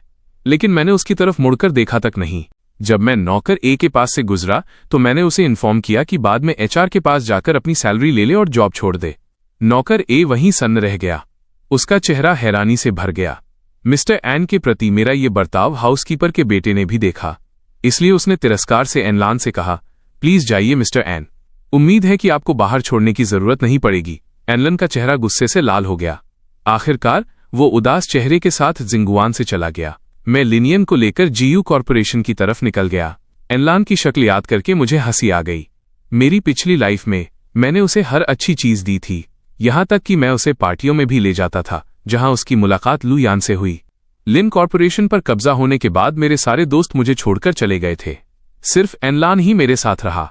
उसने लियू रुआन को हासिल करने में मेरी मदद भी की, लेकिन मेरे मरने तक मुझे ये नहीं पता था कि वो दोनों काफी समय से साथ थे। ये मेरी ही गलती थी। मेरी ही ढील ने एक साधारण परिवार के इंसान की महत्वाकांक्षाओं को इतना बढ़ा दिया था। पापा, क्या आप उस अंकल से नाराज हैं? मुझे अपनी भौहें सिकोड़े देख लिनियन ने मेरी शर्ट का कोना खींचा। मैंने उसका सिर थपथपाया। नियॉन, तुम्हारे और मम्मी से बढ़कर कोई नहीं है। अब से उस अंकल पर ध्यान मत देना। ग्यू कॉर्पोरेशन का मीटिंग रूम। गुकिंग हां बीच में बैठी थी। उसके हाथ बंधे थे। नीचे बैठे एग्जीक्यूटिव्स बेचैन और असहज थे। डेटा डिपार्टमेंट 3 ने गलत कैलकुलेशन की है। मुझे लगता है कि तुम्हें इंफॉर्मेशन डिपार्टमेंट के लोगों को बदल देना चाहिए। गुकिंग हां ने मेज पर धीरे से अपनी उंगलियां थपथपाईं। रिपोर्ट देने वाला शख्स वहीं जम गया। उसने अपने दांत भींचे और बाकी डॉक्यूमेंट्स प्रेजेंट किए। उसने अपना सिर झुकाया और अपनी सीट पर वापस चला गया। अगला शख्स, इंजीनियरिंग डिपार्टमेंट का मैनेजर, डर के मारे थूक निगलने लगा। उसने अपने माथे का पसीना पोंछा और रिपोर्ट देने के लिए आगे बढ़ा। इसी पल उसका फोन वाइब्रेट हुआ। गुकिंग हां ने तिरछी नजर से स्क्रीन पर देखा। मेज पर थपथपाती उसकी उंगलियां अचानक रुक गईं। उसने देखा कि फोन नंबर जिंगुआन का लैंडलाइन। उसके दिल में अचानक बेचैनी होने लगी। फोन उठाने पर उसके बेटे की आवाज थोड़ी परेशान लग रही थी, क्योंकि गुकिंग हां ने पहले ही मुझे बाहर न जाने देने का ऑर्डर दिया था। लेकिन छोटी मिस उस ऑर्डर में शामिल नहीं थीं। सीईओ मिस्टर लिन छोटी मिस को लेकर जिंगुआन से निकल गए हैं। कंपनी की बिल्डिंग के नीचे असिस्टेंट जियांग बाहर रेस्ट एरिया में बैठकर कॉफी पी रहा था। उसने अभी ऊपर देखा ही था कि सीईओ को गुस्से में बाहर निकलते देखा। फिर उसने वो 2 शब्द सुने, गाड़ी तैयार करो। असिस्टेंट जियांग ने अपना कप रखा और पीछे पीछे चल दिया। उसे सोचने की जरूरत नहीं थी। सीईओ गू को इतनी जल्दी में देखकर उसे यकीन था कि मैं फिर से भाग गया हूं। गू कॉर्पोरेशन के पास वाली सड़क पर मैं कार में बैठा अपने सामने खड़ी उस ऊंची इमारत को देख रहा था। मैं उसकी भव्यता देख हैरान था। फिर मैंने देखा कि बाहर बूंदाबांदी शुरू हो गई है। मैंने कार को आउटडोर पार्किंग में खड़ा किया। मैंने ट्रंक से एक छाता निकाला और इस तरह पिता पुत्री फुटपाथ पर बातें करते और हंसते हुए चल दिए। वो छोटी बच्ची एक्साइटमेंट में कीचड़ और पानी में कूदकर खेल रही थी। जब उसने ऊपर देखा तो उसे एहसास हुआ कि वे अपनी मम्मी की कंपनी पहुंच गए हैं। उसने तुरंत अपना सिर घुमाया और मेरा हाथ कसकर पकड़ लिया। पापा, क्या आप जा रहे हो? लिनियन का ये डर देखकर मुझे बहुत दुख हुआ। फिर मैं उसे पहुंचने के लिए नीचे झुका। नन्नन, पापा अब तुम्हें कभी किसी अजनबी के हाथ में नहीं छोड़ेंगे। दूसरी तरफ असिस्टेंट जियांग पीछे पीछे आ रहा था। उसने ऊपर देखा तो काले कपड़ों में एक शख्स को लिनियन का चेहरा पहुंचते हुए पाया। एंगल की वजह से वो वहां खड़े होकर उस आदमी का चेहरा नहीं देख सका। आपने फिर से छोटी मिस को किसी और के हाथ में क्यों दे दिया, और वो भी सीधे कंपनी के सामने? असिस्टेंट जियांग के चेहरे पर हार मानने वाले भाव थे। उसने तिरछी नजर से गुकिंग हां को देखा और जल्दी से एक कदम पीछे हट गया। गुकिंग हां ने उस आदमी के कपड़ों पर बस एक नजर डाली और तेजी से आगे बढ़ी। लिनियन ने अपनी मम्मी को आते देखा और हाथ हिलाकर हेलो किया। मैंने उसका रिएक्शन देखा और तुरंत समझ गया कि कौन आ रहा है, लेकिन जैसे ही मैं मुड़ने वाला था, एक हाथ ने मुझे कई कदम पीछे धकेल दिया। मैं सीधे किनारे से फिसलकर कीचड़ के गड्ढे में गिर गया। छाता भी जमीन पर गिर पड़ा। नियॉन ने तुरंत रिएक्ट नहीं किया, लेकिन कुछ ही सेकंड बाद उसने उस औरत को धक्का दिया और गुस्से में चिल्लाई, मम्मी, आपने पापा को धक्का क्यों दिया? जब गुकिंग हां ने नियॉन को ऐसा कहते सुना तो उसकी आंखें फटी रह गईं। फिर उसने अपना सिर घुमाया और मुझे जमीन पर बुरी हालत में बैठे देखा। वो जम सी गई। उसने घबराकर थूक निगला और मुझे उठाने के लिए आगे बढ़ी। लिन फांग, आई एम सॉरी। क्या तुम्हें चोट लगी? गुकिंग हां का चेहरा चिंता से भरा था। उसने अपने हाथ से मेरी धूल पोंछी। फिर वो जल्दी से मेरे पीछे गई, ये देखकर कि मेरी पीठ गीली नहीं हुई है। उसने राहत की सांस ली। असिस्टेंट जियांग ने सीईओ को माफी भरी नजरों से देखा और माहौल हल्का करने के लिए तुरंत बोला, सर, आप यहां क्यों हैं? लेकिन मेरा पूरा ध्यान मेरे कपड़ों पर लगे कीचड़ के दागों पर था। गुकिंग हां ने मुझे सिर झुकाए देखा। उसे समझ नहीं आ रहा था कि क्या करे। लिन फांग, मेरा वो मतलब नहीं था। मुझे लगा, मैंने काले कपड़े पहने किसी को देखा। मुझे उम्मीद नहीं थी कि वो तुम होगे। गुकिंग हां ने जल्दी से मुझे उठाने में मदद की। उसकी नजरें थोड़ी कतरा रही थीं। उस औरत ने मुझ पर बस एक पल के लिए नजर डाली थी, लेकिन उसका दिल पहले से ही 150 की रफ्तार से धड़क रहा था। उसे डर था कि अगर उसने कुछ बार और देख लिया तो उसका दिल इतनी तेज धड़केगा कि वो बेहोश हो जाएगी। मैंने एक गहरी सांस ली। मैं असल में अपना स्टाइल बदलकर तुम्हें सरप्राइज देना चाहता था। मुझे उम्मीद नहीं थी कि ये फेल हो जाएगा। गुकिंग हां ने मेरे उतरे हुए चेहरे को देखा और हकलाते हुए बोली, ये आउटफिट तुम पर बहुत सूट कर रहा है, तो फिर सब ठीक है। कैसा लग रहा है? क्या ये पहले से बेहतर नहीं है? जैसे ही मैं बोला, मैं जानबूझकर उसके करीब चला गया, इतना करीब कि मैं उस औरत के चेहरे के छोटे छोटे बाल भी देख सकता था। गुकिंग हाँ एक पल के लिए अपनी सांस लेना भूल गई। कुछ सेकंड बाद वो पीछे हट गई। फिर उसने मुड़कर असिस्टेंट जियांग से कुछ कपड़े तैयार करने के लिए कहा। आखिरकार मैंने उस औरत को जल्दी में दूर जाते देखा और मुस्कुराए बिना नहीं रह सका। पापा, आप किस बात पर मुस्कुरा रहे हैं? तुम्हारी मम्मी कितनी क्यूट हैं उस पर। चलो चलते हैं। मैंने उस छोटी बच्ची का सिर थपथपाया। गुकिंग हाँ कंपनी के एंट्रेंस पर चली गई और अचानक रुक गई। उसने अपना कोट उतारा और मेरे कंधों पर डाल दिया। ये देखकर मैंने अपने कपड़ों की तरफ देखा।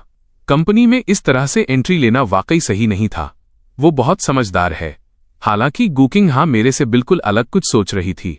वो बस मुझे छिपाना चाहती थी ताकि कोई मुझे न देख सके, यहां तक कि कोई आदमी भी नहीं। बदकिस्मती से मेरे चेहरे की वजह से जैसे ही मैंने लॉबी में एंट्री ली, मैंने काफी सारी यंग लेडीज का ध्यान अपनी तरफ खींच लिया, लेकिन उन नजरों ने गुकिंग हाँ को बहुत असहज कर दिया। यहां तक कि उसका लहजा भी ठंडा पड़ गया। तुम यहां क्यों हो? मुझे लगा कि वो नाराज है, इसलिए मैंने जल्दी से लिंकोनियन को अपने पास खींचा। नियोन नन ने कहा कि वो अपनी मम्मी की कंपनी देखना चाहती है। ये सुनकर गुकिंग हाँ ने छोटी बच्ची की तरफ देखा। लिंचोनियन को मेरा सिग्नल मिल गया था और उसने जल्दी से सिर हिलाया।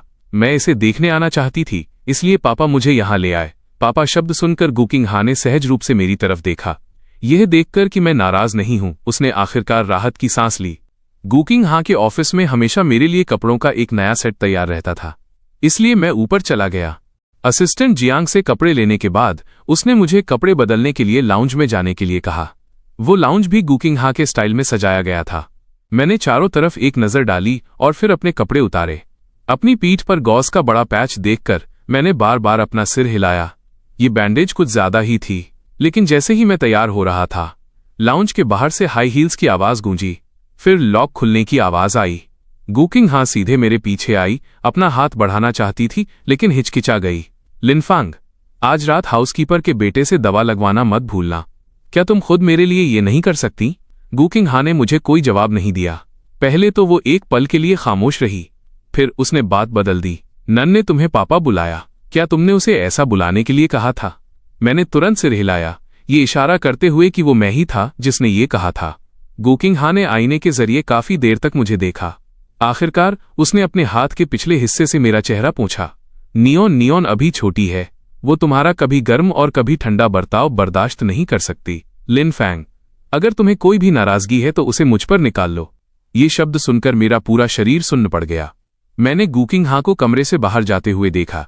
मेरे दिल में सैकड़ों भावनाएं उमड़ रही थीं। उसे पक्का लग रहा होगा कि मैं कोई नाटक कर रहा हूं। यह सोचकर मैंने अपना सिर हिलाया। मुझे महसूस हुआ कि मैंने खुद को इस हालत में पहुंचाया है और अब कुछ नहीं हो सकता। मैंने एक गहरी सांस ली और ऑफिस में वापस आ गया, जैसे कुछ हुआ ही न हो। मैंने नन को एक तरफ बैठने के लिए खींचा। इसी पल असिस्टेंट जियांग ने हम दोनों को सोफे पर बैठे देखा और डरते हुए पूछा, तो क्या मीटिंग जारी रखनी चाहिए? गुकिंग हाँ ने सिर हिलाया। उसने अपने हाथ में मौजूद फोल्डर नीचे रखा और ऑफिस से बाहर चली गई। ये देखकर मेरा दिल बैठ गया। मुझे थोड़ी निराशा महसूस हुई, लेकिन वो छोटी बच्ची शायद मेरी भावनाओं को समझ गई थी। वो तुरंत दौड़कर मेरे पास आई। मम्मी यहां नहीं है, लेकिन नियोन पापा के साथ है। इस बार मुझे बिल्कुल भी निराशा महसूस नहीं हुई। मैंने खुशी खुशी उसकी नाक को धीरे से दबाया। हालांकि 10 मिनट बाद मैं सच में बोर होने लगा, इसलिए मैंने नियोन की तरफ देखा। नियोन, क्या तुम अपनी मम्मी को काम करते हुए देखना चाहती हो? उस छोटी बच्ची ने अपनी किताब नीचे रखी और सिर हिलाया। जब तक मैं पापा के साथ हूं वो कुछ भी करेगी। उसकी बातें सुनकर मुझे ऐसा लगा जैसे मुझे कोई शाही फरमान मिल गया हो। मैं तुरंत नन को गोद में उठाकर मीटिंग रूम की तरफ चल दिया। दरवाजे के बाहर असिस्टेंट जियांग को जब मेरी रिक्वेस्ट के बारे में पता चला तो वो तुरंत परमिशन लेने अंदर गया। गुकिंग हाँ ने जब ये सुना तो उसने अपनी आंखें सिकोड़ी। उसकी नजर दरवाजे के बाहर मुझ पर टिक गई। वो कंपनी के सीक्रेट्स हासिल करने का कोई भी मौका नहीं छोड़ता। उन्हें पीछे बैठने दो। इतना कहकर गुकिंग हाँ पीछे झुक गई। उसके चेहरे पर थकान साफ दिख रही थी। लिनफैंग, अगर तुम यही चाहते हो तो मैं तुम्हें सब कुछ दे दूंगी, तुम्हारे लिए सब कुछ। सर, आप दोनों दीवार के पास बैठ सकते हैं। असिस्टेंट जियांग पास आया और उसने कमरे के एक कोने की तरफ इशारा किया ताकि अंदर चल रही मीटिंग में कोई खलल न पड़े। हम दोनों दबे पांव अंदर चले गए। पता नहीं कब से मीटिंग रूम का माहौल काफी नॉर्मल हो गया था। सीईओ ने आगे कुछ नहीं कहा, वो बस सिर हिलाती या धीरे से हूं कह देती। सब एक दूसरे को देखने लगे जब तक कि किसी ने नोटिस नहीं किया कि सीईओ गू की नज़र हमेशा कमरे के उस कोने की तरफ ही थी। मैं उस बोरियत भरी रिपोर्ट को सुन रहा था और पहले से भी ज्यादा बोर महसूस कर रहा था, लेकिन लिनियन बहुत ध्यान से सुन रही थी। जहां तक मेरी बात है, मैं बस अपनी वाइफ को एकटक निहार रहा था। मेरे पुनर्जन्म का ये सिर्फ पहला दिन है। आज रात क्या हो सकता है, ये सोचकर मेरी सांसें तेज होने लगी। लेकिन हम दोनों अब भी अलग अलग सोते हैं। उसे मुझ पर यकीन दिलाने के लिए मुझे खुद पहल करनी होगी। अपनी पिछली लाइफ को याद करते हुए उसने मुझे जिंगवान में कैद कर दिया था। एक बार मैं चोरी छिपे लियू रुआन से मिलने निकल गया था। उस रात वो आग बबूला हो गई थी और उसने जबरदस्ती की थी। कुछ ही समय बाद उसे पता चला कि वो प्रेग्नेंट है। बच्चे को समाज के सामने नाम देने के लिए गुकिंगहा ने यहां तक कि लियू रुआन की जान की धमकी भी दी थी। इसलिए हमारा रिश्ता कभी न सुधरने वाला बन गया। मेरे पुनर्जन्म से कुछ दिन पहले भी गुकिंगहा ने शराब पी रखी थी और वो बार बार मेरी तरफ झपट रही थी। मैंने उसे सीढ़ियों से धक्का दे दिया था। मैं जितना सोच रहा था, मुझे उतना ही गुस्सा आ रहा था। जितना मैं सोचता, मुझे अपनी पिछली लाइफ उतनी ही घटिया लगती। खुद को रोक न पाने की वजह से मैंने गुस्से में मेज पर हाथ दे मारा। लिनियन चौंक गई और उसने सहज रूप से पुकारा, पापा। उसे लगा कि मैं नाराज हूं।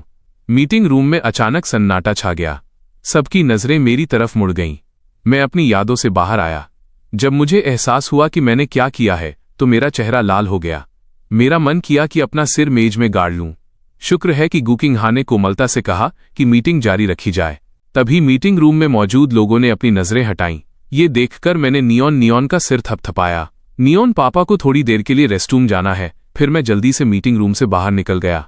असिस्टेंट जियांग ने मुझे लाल चेहरे के साथ बाहर भागते देखा और तुरंत पूछने आया, सर, क्या मीटिंग खत्म हो गई? नहीं। रेस्टरूम कहाँ है? वहां कोने के पास। असिस्टेंट जियांग ने बाईं ओर इशारा किया। रेस्टरूम में घुसने के बाद मैंने सिंक पर अपने हाथ टिकाए और एक गहरी सांस ली। फिर मैंने अपने चेहरे पर ठंडे पानी के छींटे मारे। लिनफांग, ओ लिनफांग, क्या तुम उसे शर्मिंदा करना बंद कर सकते हो? मुझे अभी अपनी उस बदतमीजी भरी हरकत पर बहुत पछतावा हो रहा था। मैं बेमन से रेस्टरूम से बाहर निकला। दूर से मैंने उन दोनों को खड़ा देखा। माँ और बेटी मीटिंग रूम के दरवाजे पर थे। जब लिंसी आयोनियन ने मुझे पास आते देखा तो वो अपनी मम्मी के पीछे छिप गई। उसकी आंखों में अब भी आंसू थे। पापा, क्या मैंने आपको नाराज कर दिया? मैं अचानक अपने कदमों पर रुक गया और उस दुखी छोटी बच्ची की तरफ देखने लगा। नैन, तुम ऐसा क्यों कह रही हो? क्योंकि अभी आपके चेहरे के भाव बहुत गंदे लग रहे थे। जैसे ही लिनियन बोली, उसने उस औरत की शर्ट का कोना खींचा। मेरी नजर उस औरत पर गई। उसका चेहरा भावहीन देखकर मुझे पता था कि उन दोनों ने पक्का मुझे गलत समझा है, इसलिए मैंने जल्दी से सफाई दी। ये पापा की गलती है कि मैंने तुम्हें और तुम्हारी मम्मी को शर्मिंदा किया। मैं आधा झुक गया और माफी भरे भाव के साथ लिनियन की तरफ देखने लगा। उस छोटी बच्ची ने अपनी पलकें झपकाईं, उस औरत का हाथ छोड़ा और मेरी तरफ बढ़ी। फिर उसने अपने नन्हे हाथों से मेरा चेहरा थपथपाया। बिल्कुल नहीं, जब पापा शर्माते हैं तो बहुत क्यूट लगते हैं। ये देखकर गुकिंगहा ने अपनी भौहें सिकोड़ी और छोटी बच्ची को पीछे खींचा। नान, मैं असिस्टेंट जियांग से कहकर तुम्हें पहले घर भेज देती हूँ। लेकिन मम्मी, मैं आपके और पापा के साथ घर जाना चाहती हूँ। पहले लिनियन ने कभी अपनी मम्मी की बात टालने की हिम्मत नहीं की थी, लेकिन अब बात अलग थी क्योंकि पापा यहाँ थे। मैंने उस छोटी बच्ची की आंखों में विनती देखी और मेरा दिल पसीज गया। मैं बस ऊपर देखकर उसके लिए बोलने ही वाला था, लेकिन जैसे ही मेरी आंखें उस औरत से मिली, मैं सुन्न पड़ गया और डरकर पीछे हट गया। नियॉन, अंधेरा हो रहा है। तुम्हें घर जाकर खाना खाना चाहिए। मम्मी और पापा जल्दी ही घर पहुंच जाएंगे। मैंने नियॉन को जाते हुए देखा। मेरे चेहरे पर भी थोड़ा डर था। क्या हम घर नहीं जा रहे? 20 मिनट बाद कार एक 5 स्टार होटल के सामने रुकी। गुकिंगहा ने मेरे खुले हुए मुंह को इग्नोर किया और सीधे मुझे कार से बाहर खींचा। क्या वो मुझे होटल ले जा रही है? मैंने उस औरत को फ्रंट डेस्क पर चाबी लेते देखा। मेरा दिल जोरों से धड़क रहा था। होटल के पेंट हाउस स्वीट में फर्श से छत तक की विशाल खिड़कियों से ले सिटी का रात का नजारा दिख रहा था। उस औरत ने मुझे दरवाजे पर घबराहट में खड़ा देखा और कोमलता से कहा, तुम आज रात यहीं सोओगे? तुम्हारा क्या मतलब है? क्या तुम यहां नहीं रुक रही हो? मुझे ऐसा कहते सुन वो औरत एक पल के लिए खामोश रही। तुम यहां सो जाओ, मैं बगल वाले कमरे में हूं। ठीक है, काफी देर हो गई है, तुम्हें जल्दी सो जाना चाहिए। जब तक मैं उसके पीछे भागा, उस औरत ने पहले ही कीकार्ड का इस्तेमाल करके बगल वाले कमरे में एंट्री ले ली थी और दरवाजा बंद कर दिया था। ये देखकर मैं थोड़ा हैरान रह गया। उसके अभी ये कहने पर कि काफी देर हो गई है, मुझे हमेशा ऐसा लगा जैसे वो मुझसे कुछ छिपा रही है। रात के 9 बजे बजने तक समय बीत गया। मैंने हॉल के दूसरी तरफ का दरवाजा खुलने की हल्की आवाज सुनी। मैंने तुरंत ऊपर देखा और गलियारे में सन्नाटा होने तक इंतजार किया। मैंने जल्दी से अपना दरवाजा खोला और पीछे चल दिया। मैंने दूसरी लिफ्ट से नीचे पहली मंजिल तक का रास्ता तय किया और उस औरत को गाड़ी चलाकर जाते हुए देखा। मैंने जल्दी से एक कैब ली और उसके पीछे हो लिया। इस पल मुझे एक एडवेंचर का एहसास हुआ। आखिरकार मैं मर्सनरी ऑर्गेनाइजेशन का एक लीजेंडरी फिगर हूं। महान प्यार, अमर भगवान। बस मेरी पिछली लाइफ में मुझे गू किंग हा ने कैद कर लिया था और मुझे डर था कि कहीं लू यान मुझे एक हत्यारा होने की वजह से नीचा न समझे। इसलिए मैंने रिटायर होने की रिक्वेस्ट की थी। उस दिशा को देखते हुए जहां उस औरत की कार जा रही थी, मैं थोड़ा उलझन में था। क्या ये जिंगवान जाने का रास्ता है? उस औरत के जिंगवान में दाखिल होने के बाद मुझे मेन गेट पर एक कार खड़ी मिली। पास जाकर देखा तो पता चला कि ये मेरे इन लॉज की कार थी। इस मोड़ पर मुझे अचानक समझ आ गया कि ये पक्का इसलिए होगा क्योंकि दिन में नियॉन किडनैप हुई थी, इसलिए वे आए थे। मैंने कैब का किराया दिया और जिंगवान की पश्चिमी दीवार फांदकर अंदर घुस गया। मैं लिविंग रूम की खिड़की के नीचे छिप गया। उस वक्त लिविंग रूम में फादर जू ने मेज पर जोर से हाथ मारा। क्या तुम अब भी उसे प्रोटेक्ट कर रही हो? अगर लिनफांग नियॉन को बाहर नहीं ले जाता तो वो किडनैप कैसे होती? जो भी हो, हम आज पक्का नियॉन को अपने साथ लेकर जा रहे हैं। वो आदमी तो उसे अपनी बेटी तक नहीं समझता। मैंने तुम्हें पहले ही बताया है कि वो बदल रहा है। प्लीज उसे थोड़ा टाइम दो। मुझसे ये बकवास मत करो। वो कहाँ है? वो कहाँ मर गया? अगर वो यहाँ नहीं है तो आज जो हुआ वो एक एक्सीडेंट था। लिनफांग भी घायल हुआ है। ये सुनकर फादर गू ने ठंडी आह भरी। तुम्हारी नजर में तो लिनफांग को लगी एक हल्की सी खरोंच भी गंभीर चोट है। ठीक है, फैमिली के कुछ रूल्स हैं। इस मामले को आखिरकार निपटाना ही होगा। क्या तुम फिर से उसकी जगह सजा भुगतने वाली हो? इसका उससे कोई लेना देना नहीं है। जो सजा मिलनी चाहिए, मैं परसों सुबह उसे लेने एंसेस्ट्रल हॉल जाऊंगी। लेकिन ये शब्द सुनकर मदर गू नाखुश थीं। वो इतनी गुस्से में थीं कि कांपने लगीं। गू किंग हा, क्या तुम्हें अपनी जान का डर नहीं है? इस महीने तुमने उसके लिए कितनी सजाएं भुगती हैं। तुम लिनफांग को यहां बाहर बुलाओ। क्या एक जवान आदमी शर्म बेशर्म होकर तुम्हारे पीछे छिपा रहेगा? गू किंग हा एक पल के लिए खामोश रही। आखिरकार उसने एक बात कही, मम्मी, आप 3 दिन बाद नन को ले जाना। ये देखकर कि गू किंग हा को मनाया नहीं जा सकता, फादर गू और मदर गू ने एक दूसरे को देखा, आगे कुछ नहीं कहा, आह भरी और जिंगवान से चले गए। इस समय आसमान से हल्की बारिश होने लगी थी। मैं खिड़की के नीचे बैठा था और बारिश की बूंदें अब भी मेरे कपड़े भिगो रही थीं।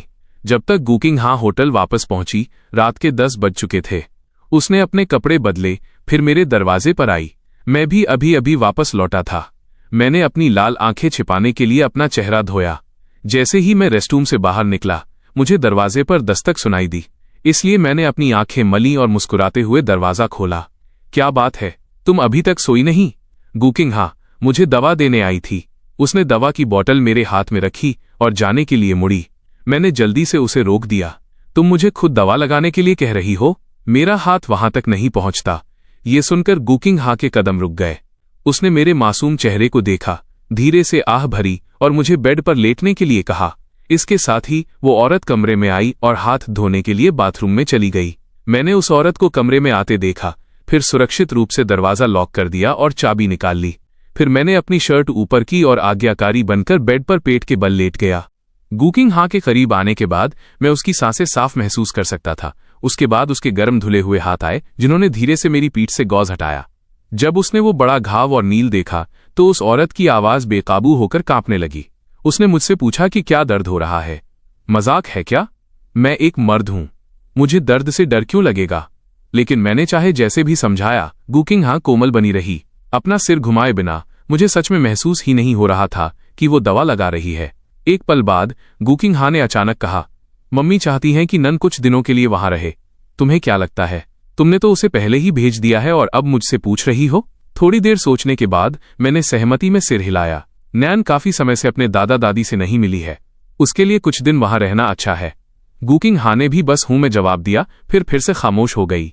दवा लगाने के बाद उसने मुझे कंबल से ढक दिया, फिर दवा की बोतल रख दी और जाने के लिए खड़ी हो गई। लेकिन जैसे ही वो खड़ी हुई, वो अचानक बीच में ही रुक गई। उसने अपना सिर घुमाकर मेरी तरफ देखा, फिर अपना सिर झुकाकर अपने हाथ को देखने लगी। तुम्हें आज यहीं आराम करने का कष्ट करना होगा, मैं पहले सोने जा रही हूं। मैंने उसके कुछ भी कहने का इंतजार नहीं किया, बल्कि तुरंत बेड के दूसरी तरफ चला गया और आराम करने के लिए अपनी आंखें बंद कर लीं। वो औरत मुझे ही घूरती रही। आखिरकार उसने घड़ी की तरफ देखा, काफी सोच विचार के बाद उसने सोफे पर ही आराम करने का फैसला किया। जहां तक मेरी बात है, 10 मिनट तक इंतजार करने और अपने पास किसी को महसूस न करने पर मैंने अपनी आंखें खोली। मैंने अपना सिर घुमाया और देखा कि वो औरत सोफे पर सो रही है। ये देखकर मैं सिर्फ यही बड़बड़ा सका कि वो औरत कितनी बेचारी थी। एक पल सोचने के बाद मैंने कंबल और 2 तकिए लिए और उन सबको सोफे पर फेंक दिया। शोर सुनकर गुकिंग हां जल्दी से उठ बैठी, लेकिन तुरंत बाद उसने मुझे सोफे पर घुटनों के बल बैठकर तकिए लगाते हुए देखा। लिनफांग, तुम क्या कर रहे हो? जाहिर है सोने जा रहा हूं। इसके साथ ही मैंने दोनों तकिए सही जगह पर रखे और फिर उसे गले लगा लिया। मेरी गर्माहट महसूस कर गुकिंग हां का दिमाग एक पल के लिए सुन्न हो गया, लेकिन जब उसे होश आया तो वो तुरंत छूटने के लिए छटपटाने लगी। यह देखकर मैं उसे और भी कसकर ही पकड़ सका। मत जाओ गुकिंग हां। ये शब्द सुनकर वो जम गई। उसने ऊपर मेरी तरफ देखा, जैसे उसे महसूस हो गया हो कि मेरा शरीर बेकाबू होकर कांप रहा है। वो एक पल के लिए हिचकिचाई, फिर उसने कंबल ऊपर खींचा और अपना सिर मेरे सीने में छिपा लिया। गुकिंग हां अपने मूड को बयान नहीं कर सकती थी। ये एक सपने जैसा लग रहा था, क्योंकि आज मैंने उस पर एक अभूतपूर्व निर्भरता दिखाई थी और ये कोमल हरकतें तो उसके सपनों में भी कभी नहीं आई थीं। आमतौर पर वो इसके बारे में सोचने की हिम्मत भी नहीं करती थी। गुकिंग हां ने अपना हाथ उठाया, मेरा चेहरा छूना चाहा, लेकिन उसे डर था कि कहीं सपना टूट न जाए। इसलिए उस औरत ने अपना हाथ पीछे खींच लिया और अपना सिर मुझमें और गहराई से छिपा लिया। एक पल बाद फोन अचानक वाइब्रेट हुआ। गुकिंग हां ने जल्दी से अलार्म बंद कर दिया। वो मुड़ी और मुझे अभी भी गहरी नींद में सोते देख राहत की सांस ली। अगले ही पल उसने ऊपर देखा और बेड पर रखी चाबी देखी। मेरी गहरी नींद का फायदा उठाते हुए उसने धीरे से मेरे माथे को चूमा। लिनफांग, मैं बस अभी आती हूं। 10 मिनट बाद एक अंधेरे बेसमेंट में असिस्टेंट जियांग धीमी आवाज में समझाते हुए गुकिंग हां के पीछे चल रहा था। सीईओ, हरे बालों वाले उस आदमी ने उस दिन फैक्ट्री में जो कुछ भी हुआ था उसके बारे में सब कुछ कबूल कर लिया है। वो घायल हुआ था क्योंकि वो छोटी मिस को बचा रहा था। आखिरी सेंटेंस सुनते ही उस औरत के कदम अचानक रुक गए। जब असिस्टेंट जियांग ने गुकिंग हां के चेहरे के भाव देखे तो वो डरकर कुछ कदम पीछे हट गया। सेल में दाखिल होने के बाद गुकिंग हां ने लकड़ी के खंभे से बंधे उस हरे बालों वाले आदमी की तरफ देखा और अपना हाथ हिलाया। जी, सीईओ। उसके कबूलनामे के मुताबिक उसका इरादा शुरू में छोटी मिस को नुकसान पहुंचाने का था। आखिरकार उन्होंने उसे रोक दिया। मुझे पता है, बाहर इंतजार करो। सबके जाने के बाद गुकिंग हां सीधे मेज की तरफ गई और एक हथियार चुनने लगी। आमतौर पर मैं उसे छूने तक की हिम्मत नहीं करती। मुझे डर लगता है कि उसे छूने से उसे चोट लग जाएगी। फिर भी तुम्हारी इतनी हिम्मत कि तुमने इतना जोरदार वार किया? किस हक से? उसके बोलने के बाद बाहर खड़े असिस्टेंट जियांग को अंदर से रूह कंपा देने वाली चीखें सुनाई दी। आधे घंटे बाद असिस्टेंट जियांग अभी भी अंदर से आ रही दर्दनाक चीखें सुन सकता था। बारिश रुकने तक वो खुद को कांपने से नहीं रोक सका। गुकिंग हां होटल वापस लौट आई। उसने पहले अपने कमरे में जाकर शावर लिया, फिर मेरे कमरे में आई। लेकिन जब उसने कमरे में एंट्री ली तो उसने मुझे एक कोने में दुबका हुआ देखा। गुकिंग हां को अचानक चिंता होने लगी। लिनफांग, क्या बात है? वो जल्दी से दौड़कर मेरे पास आई और मुझे सहारा दिया। ये सुनकर मैंने अपने सामने खड़ी उस औरत की तरफ देखा। गुकिंग हां, तुम कहाँ गई थी? लियू यान और अलन के हाथों मैंने जो टॉर्चर झेला था वो एक अंधेरे कमरे में कैद रहना था, जहां सूरज की रोशनी तक नहीं पहुंचती थी। इसलिए जब मैंने पहली बार अपनी आंखें खोली तो न केवल वहां घना अंधेरा था, बल्कि आसपास कोई भी नहीं था। मैं अचानक बहुत ज्यादा घबरा गया था। गुकिंग हां ने मुझे एक खाली चेहरे के साथ देखा। मेरे अंदर ऐसा महसूस हो रहा था जैसे चाकू से वार किया जा रहा हो। वो बस मुझे अपनी बाहों में कसकर पकड़ सकी और माफी मांगने लगी। लिनफांग, तुम्हें नहीं जाना चाहिए था। जमीन के नीचे बहुत ठंड है। क्या हम उठ सकते हैं? लेकिन उसने इंतजार किया पर मेरी तरफ से कोई रिएक्शन नहीं मिला। इसलिए उसने अपने दांत भींचे और सीधे मुझे गोद में उठा लिया, जब तक कि उसने मुझे बेड पर नहीं लिटा दिया। फिर वो कंबल और तकिया ले आई। आखिरकार मैं होश में आया। मैंने बस उसे मेरे लिए तकिया लगाते और फिर कंबल से ढकते हुए देखा। आखिरकार वो बेड के पास खड़ी रही और काफी देर तक हिली नहीं। काफी देर बाद मैंने हाथ बढ़ाकर उसका हाथ पकड़ लिया। वाइफ, क्या तुम्हारा इरादा सुबह तक वहीं खड़े रहने का है? ये सुनकर गुकिंग हां अचानक तनाव में आ गई। रिफ्लेक्स में उसने मेरा हाथ कसकर पकड़ लिया। उसका चेहरा हैरानी से भरा था। तुमने मुझे क्या बुलाया? क्या हुआ? क्या मिस गू को लगता है कि मेरा तुम्हें ये बुलाना गलत है? कुछ नहीं, सो जाओ। इतना कहने के बाद गुकिंग हां बेड पर आ गई। मैं असल में कुछ और कहना चाहता था, लेकिन उसे अपनी आंखें बंद किए और बात करने से मना करते देख मुझे आज्ञाकारी बनकर अपना मुंह बंद करना पड़ा। 10 मिनट बाद गुकिंग हां ने कन्फर्म किया कि मैं सो गया हूं। तभी उसने अपनी आंखें खोलने की हिम्मत की। उसे बस यही ख्याल आ रहा था कि ये सब लियू रुआन के लिए जियू ग्रुप के 6 जरूरी प्रोजेक्ट्स हासिल करने के लिए है। यहां तक कि मैंने उसे वाइफ भी बुलाया। वो इस हद तक परेशान हो गई कि उसके माथे पर ठंडा पसीना आ गया। उसे उठना पड़ा और अपनी जेब से सफेद दवा की बोतल निकालकर आखिरी 2 गोलियां अपने मुंह में डालनी पड़ी। ऐसा नहीं हो सकता लिनफांग, तुम मेरे हो, तुम सिर्फ मेरे हो सकते हो। अगली सुबह जल्दी ही गुकिंगहा होटल से निकल चुकी थी। तैयार होकर जब मैंने दरवाजा खोला तो देखा कि असिस्टेंट जियांग और कुछ बॉडीगार्ड्स दरवाजे पर पहरा दे रहे हैं। सर, हमें आपको वापस ले जाने का ऑर्डर मिला है। ये देखकर मैंने एक हल्की आह भरी और उनके पीछे चल दिया। जिंगवान में सब जानते हैं कि मुझे मार्शल आर्ट्स आती है। इसके अलावा मैं वो इंसान हूं जिसे मिस गू सबसे ज्यादा पैम्पर करती है। इसलिए चाहे असिस्टेंट जियांग हो या बॉडीगार्ड्स, उनमें से किसी की भी हिम्मत सच में हाथ लगाने की नहीं हुई। ये बस एक दिखावे की रुकावट थी। आखिरकार हमेशा मिस गू ही होती है जो मुझे वापस लाती है। जिंगवान लौटने के बाद मैंने उस जाने पहचाने कमरे को देखा, बेबसी से आह भरी और मेज पर सिर रखकर लेट गया। ये सोचने लगा कि उससे अपनी पाबंदी कैसे हटवाऊं। तभी हाउसकीपर का बेटा मेरे लिए वो नया फोन ले आया जो उसने मेरे लिए तैयार किया था। मैंने कहा थैंक यू। मैंने तुरंत सिम कार्ड डाला और उसे ऑन किया। फोन पर तुरंत अनगिनत मैसेज दिखने लगे। उनमें से 80% लियू रुआन और एनलान के थे, लेकिन मैंने उन्हें देखने तक की जहमत नहीं उठाई। मैंने उन्हें सीधे डिलीट कर दिया। मैं असल में उन दोनों को ब्लॉक करना चाहता था, लेकिन अपने फ्यूचर प्लान्स को याद करते हुए मैंने फिर भी अपने दिल के गुस्से को दबा लिया। 2 घंटे की मशक्कत के बाद मैंने आखिरकार अपने फोन से उन दोनों के सारे निशान मिटा दिए ताकि मुझे उन्हें देखना न पड़े और नफरत न हो। इस पल मैं इंडोर बालकनी पर खड़ा था। दूसरी मंजिल के नीचे पिंक लैवेंडर का एक मैदान था। मेरी पिछली लाइफ में गुकिंगहा अनिद्रा इंसोम्निया से जूझती थी, लेकिन उसने दवा लेने से मना कर दिया था। वो खुद को सुलाने के लिए इसी तरीके का इस्तेमाल करती थी, लेकिन नतीजा ये हुआ कि मैंने उसमें आग लगा दी और अगले दिन सब जलाकर राख कर दिया। जब मैंने इसके बारे में सोचा तो मैं खुद को दोबारा कोसे बिना नहीं रह सका। फिर मैं सीधे नीचे चला गया। जब माली ने मुझे कैंची लेकर नीचे आते देखा तो उसके होश उड़ गए और वो जल्दी से एक तरफ छिप गया। कुछ नौकर मुझे बताना चाहते थे कि ये वो चीज है जिसे मिस गू ने यहां लगाने में बहुत समय बिताया था, लेकिन कुछ सोचकर उन्होंने तुरंत अपना मुंह बंद कर लिया। आखिरकार उनकी नजर में अगर मुझे पता चलता कि गुकिंगहा ने इसे लगाया है तो मैं पक्का उन सबको उखाड़ फेंकता। मैंने उन पर कोई ध्यान नहीं दिया। मैंने खुद एक टोकरी में औजार लिए और फूलों के खेत में चला गया। उसे भी ठीक से नींद नहीं आती। ये जगह उसके बेडरूम से बहुत दूर है। कुछ टहनियां तोड़कर उसके कमरे में रखना ज्यादा असरदार होगा। 1 घंटे बाद मैं लैवेंडर के गुच्छे लिए उसके बेडरूम की तरफ चला गया। हम दोनों के कमरे दूसरी मंजिल पर हैं। एक बिल्कुल पूर्वी छोर पर है, दूसरा बिल्कुल पश्चिमी छोर पर। नतीजा ये हुआ कि अपने कमरे का दरवाजा खोलने के बाद मैं चौंक गया, क्योंकि इस कमरे में एक बेड और सोफे के अलावा कुछ नहीं था। एक पल की खामोशी के बाद मैंने अपना सिर हिलाया और हाथ में मौजूद बुके को फर्श पर रख दिया। मैं अपनी जरूरत का सामान खरीदने के लिए बटलर सॉन्ग को बोलने नीचे भागा। मिस्टर लिन, अगर हम इसे इस तरह करेंगे तो मुझे डर है कि आज मालकिन बटलर सॉन्ग थोड़ी मुश्किल स्थिति में थे। चिंता मत करो, मैं पक्का गुकिंगहा को सड़क पर नहीं सोने दूंगा। दूसरी तरफ गू ग्रुप में मिस गू मालिक ने कहा है कि वो कमरे को रिनोवेट करना चाहते हैं, यहां तक कि वह एक दीवार भी तोड़ना चाहते हैं। बटलर सॉन्ग ने आते जाते वर्कर्स को देखा। उनका चेहरा उतर गया। गुकिंगहा डॉक्यूमेंट्स पलट रही थी और कोमलता से बोली, जब तक वह जिंगवान नहीं छोड़ता उसे जो मन आए करने दो। बटलर सॉन्ग ने कटे हुए कॉल को देखा और इस स्थिति को देखते हुए अपना सिर हिलाए बिना नहीं रह सके। जब तक मैं भागता नहीं तब तक चाहे मैं जिंगवान को तहस नहस ही क्यों न कर दूं, गुकिंगहा को कोई फर्क नहीं पड़ता था।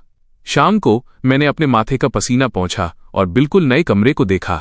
मैंने संतुष्टि में सिर हिलाया। फिर मैं किचन में गया। हाउसकीपिंग सन, वो कब वापस आ रही हैं? मिस्टर लिन, मालकिन का पहले कॉल आया था। उन्होंने कहा कंपनी में कुछ काम है, वो आज रात वापस नहीं आएंगी। ये सुनकर मेरा चेहरा तुरंत गिर गया। मेरा डिनर करने तक का मन नहीं हुआ। रात के 8 बजे अचानक आसमान में तेज शोर के साथ गड़गड़ाहट हुई। कमरे में एक ठंडी रोशनी चमकी। ये देखकर मैं खिड़की की तरफ भागा। दूर चमकती बिजली और गरजते बादलों को देखते हुए मैंने जल्दी से कपड़े पहने, फिर सीधे दूसरी मंजिल की बालकनी से छलांग लगा दी। मैं कुछ बार लुढ़का और सुरक्षित लैंड हुआ। इसके बाद मैं सिक्योरिटी पेट्रोल से बचते हुए एक कोने में छिप गया। मैं दीवार फांदकर जिंगवान से निकल गया। मुझे अपनी पिछली लाइफ की एक रात याद है। नियॉन क्योंकि वो बादलों के गरजने से डरती थी और उसकी मम्मी अभी भी कंपनी में ओवरटाइम कर रही थी, इसलिए उसने आखिरकार हिम्मत जुटाकर मेरा दरवाजा खटखटाया, लेकिन मैंने उसे भगा दिया था। नान अपनी मम्मी की तरह कभी कमजोरी नहीं दिखाती थी। मैं जितना सोचता रहा उतना ही मैं और भी ज्यादा बेचैन हो गया। इसलिए मैं जिंगवान के पीछे वाले अंडरग्राउंड पार्किंग लॉट में गया और गाड़ी चलाकर पुराने घर वापस आ गया। गू ग्रुप में गुकिंग हा अपने ऑफिस में बाहर के मौसम को देख रही थी और कल रात के बारे में सोच रही थी जब मैं अकेले एक कोने में दुबका हुआ था। वो मेरे लिए फिक्रमंद हुए बिना नहीं रह सकी। क्या वो आराम कर रहा है? असिस्टेंट जियांग ने तुरंत जवाब दिया। मिस गू, बटलर ने 3 घंटे पहले एक मैसेज भेजा था। मालिक पहले ही अपने बेडरूम में सोने चले गए हैं। उस औरत ने खिड़की से बाहर देखा, एक पल के लिए सोचा और आखिरकार ऑर्डर दिया, तुरंत जिंगवन वापस चलने की तैयारी करो। इस बीच पुराने घर में लिनियन कंबल के नीचे छिपी हुई थी, अपने कान कसकर बंद किए हुए, और उसका शरीर बेकाबू होकर कांप रहा था। तभी खिड़की पर दस्तक हुई। वो छोटी बच्ची डर के मारे दुबक गई, हिलने की हिम्मत भी नहीं की जब तक कि उसने एक जानी पहचानी आवाज नहीं सुनी। नान नान, क्या तुम सो रही हो? आवाज सुनते ही वो छोटी बच्ची हैरानी में बेड से उछल पड़ी। उसके पास जूते पहनने तक का वक्त नहीं था और वो खिड़की खोलने के लिए दौड़ी। पापा, आप यहाँ क्यों हैं? मैंने चारों तरफ देखा, ये सुनिश्चित करते हुए कि किसी ने नोटिस नहीं किया है। फिर मैं खिड़की के रास्ते अंदर चढ़ गया। उसके बाद मैंने अपनी बेटी को कसकर गले लगा लिया। क्या नियॉन ने पापा को याद किया? ये सुनकर लिनियन थोड़ी शर्मा गई, लेकिन फिर भी उसने जोर जोर से सिर हिलाया। मैंने उसे छोड़ दिया और धीरे से अपनी बेटी के गाल सहलाए। पापा तुम्हें एक कहानी सुनाएंगे और तुम्हें सुलाएंगे। ठीक है पापा, क्या आप आज मेरे साथ सो सकते हैं? नान, आज नहीं। मेरा इनकार सुनकर लिनियन ने बाहर चमकती बिजली की तरफ देखा। पापा, लेकिन बाहर बारिश होने वाली है। मैंने उसे उठाया और बेड पर लिटा दिया। पापा को आज रात कुछ काम है। 2 दिन में पापा और मम्मी तुम्हें घर ले जाएंगे, ठीक है? लिनियन ने मुझे ऐसा कहते सुना और आज्ञाकारी बनकर सोने के लिए लेट गई। बाहर हवाएं चल रही थीं और बारिश हो रही थी। अंदर वो बच्ची मेरे भरोसे के बाद थोड़ी देर में सो गई। मैंने कहानी की किताब नीचे रखी और उसका कंबल अच्छे से ओढ़ा दिया। दीवार पर लगी घड़ी में रात के 9 बजे बज रहे थे। एक पल सोचने के बाद मैंने एक छाता लिया, पुराने घर से निकला और एंसेस्ट्रल हॉल की तरफ गाड़ी चला दी। एंसेस्ट्रल हॉल वो जगह है जो उन फैमिली मेंबर्स को सजा देने के लिए है जिन्होंने गलतियां की हैं। जीयू फैमिली के हर इंसान को इसे मानना पड़ता है, यहां तक कि गू फैमिली की हेड गुकिंग हा भी इसका अपवाद नहीं है। मैं एंसेस्ट्रल हॉल के दरवाजे के सामने छाता लेकर खड़ा हो गया। ड्यूटी पर तैनात गार्ड ने दूर से कदमों की आहट सुनी और चेक करने के लिए जल्दी से खड़ा हो गया। एंसेस्ट्रल हॉल में घुसने की हिम्मत किसकी हुई? मैं यहां सजा स्वीकार करने आया हूं। यह सुनकर गार्ड ने मेरी तरफ देखा, फिर उसकी आंखें फटी रह गईं। उसने अपनी पलकें झपकाईं। तुम थोड़े जाने पहचाने लगते हो, लेकिन तुम जू फैमिली से नहीं लगते। गुकिंग हा का पति लिन फैंग। जैसे ही गार्ड ने यह सुना, उसके चेहरे के भाव पूरी तरह बदल गए। वो जल्दी से पीछे हटा और रास्ता छोड़ दिया। सही सही, बिल्कुल, मुझे अब याद आया। यंग मास्टर लिन, प्लीज अंदर आइए। पनिशमेंट हॉल के अंदर 2 और लोग थे। गार्ड ने अंदर जाकर जल्दी से मेरा इंट्रोडक्शन कराया। ये मिस्टर लिन है। मैंने उन लोगों पर कोई ध्यान नहीं दिया जो मुंह खोले खड़े थे। मैंने चारों तरफ देखा। घर के अंदर सिर्फ एक सोने की चमकती हुई बुद्ध की मूर्ति थी। उसके सामने एक गोल कुशन रखा था। मैं सीधे उस गोल कुशन पर घुटनों के बल बैठ गया और उन्हें शुरू करने का इशारा किया। यह देखकर वे तीनों मुश्किल भरे चेहरे के साथ एक दूसरे को देखने लगे। मिस्टर लिन, मिस गू कल यहां होंगी। शायद आप थोड़ा और इंतजार कर सकते हैं। ओह, तुम्हारी हिम्मत नहीं हो रही। मिस्टर लिन, यहां आने वाला हर कोई गू फैमिली का हिस्सा है। मैं गुकिंग हा का पति हूं। मैं गू फैमिली का हिस्सा कैसे नहीं माना जा सकता? लेकिन सच तो ये था कि गार्ड्स जानते थे कि मैं वही इंसान हूं जिसे गुकिंग हा सबसे ज्यादा पैम्पर करती थी। हर बार जब मैं कोई मुसीबत खड़ी करता था तो हमेशा गुकिंग हा ही मेरी जगह सजा भुगतने आती थी।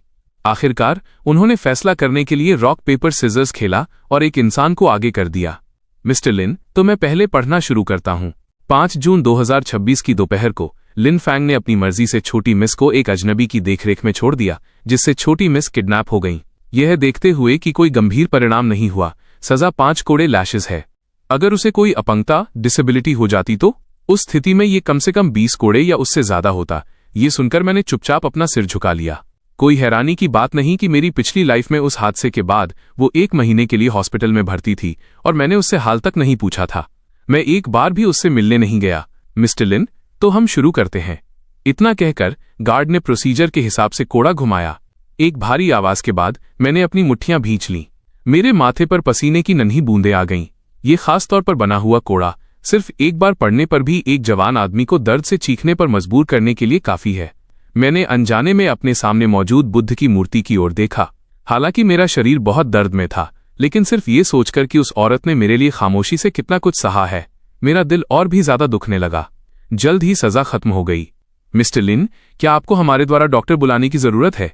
उन तीनों ने मेरा सफेद पड़ा चेहरा देखा और सावधानी से पूछा। मैं लड़खड़ाते हुए अपने पैरों पर खड़ा हुआ। मेरा सजा का रिकॉर्ड मिटा दो। तुम सबको पता है ना कि क्या कहना है।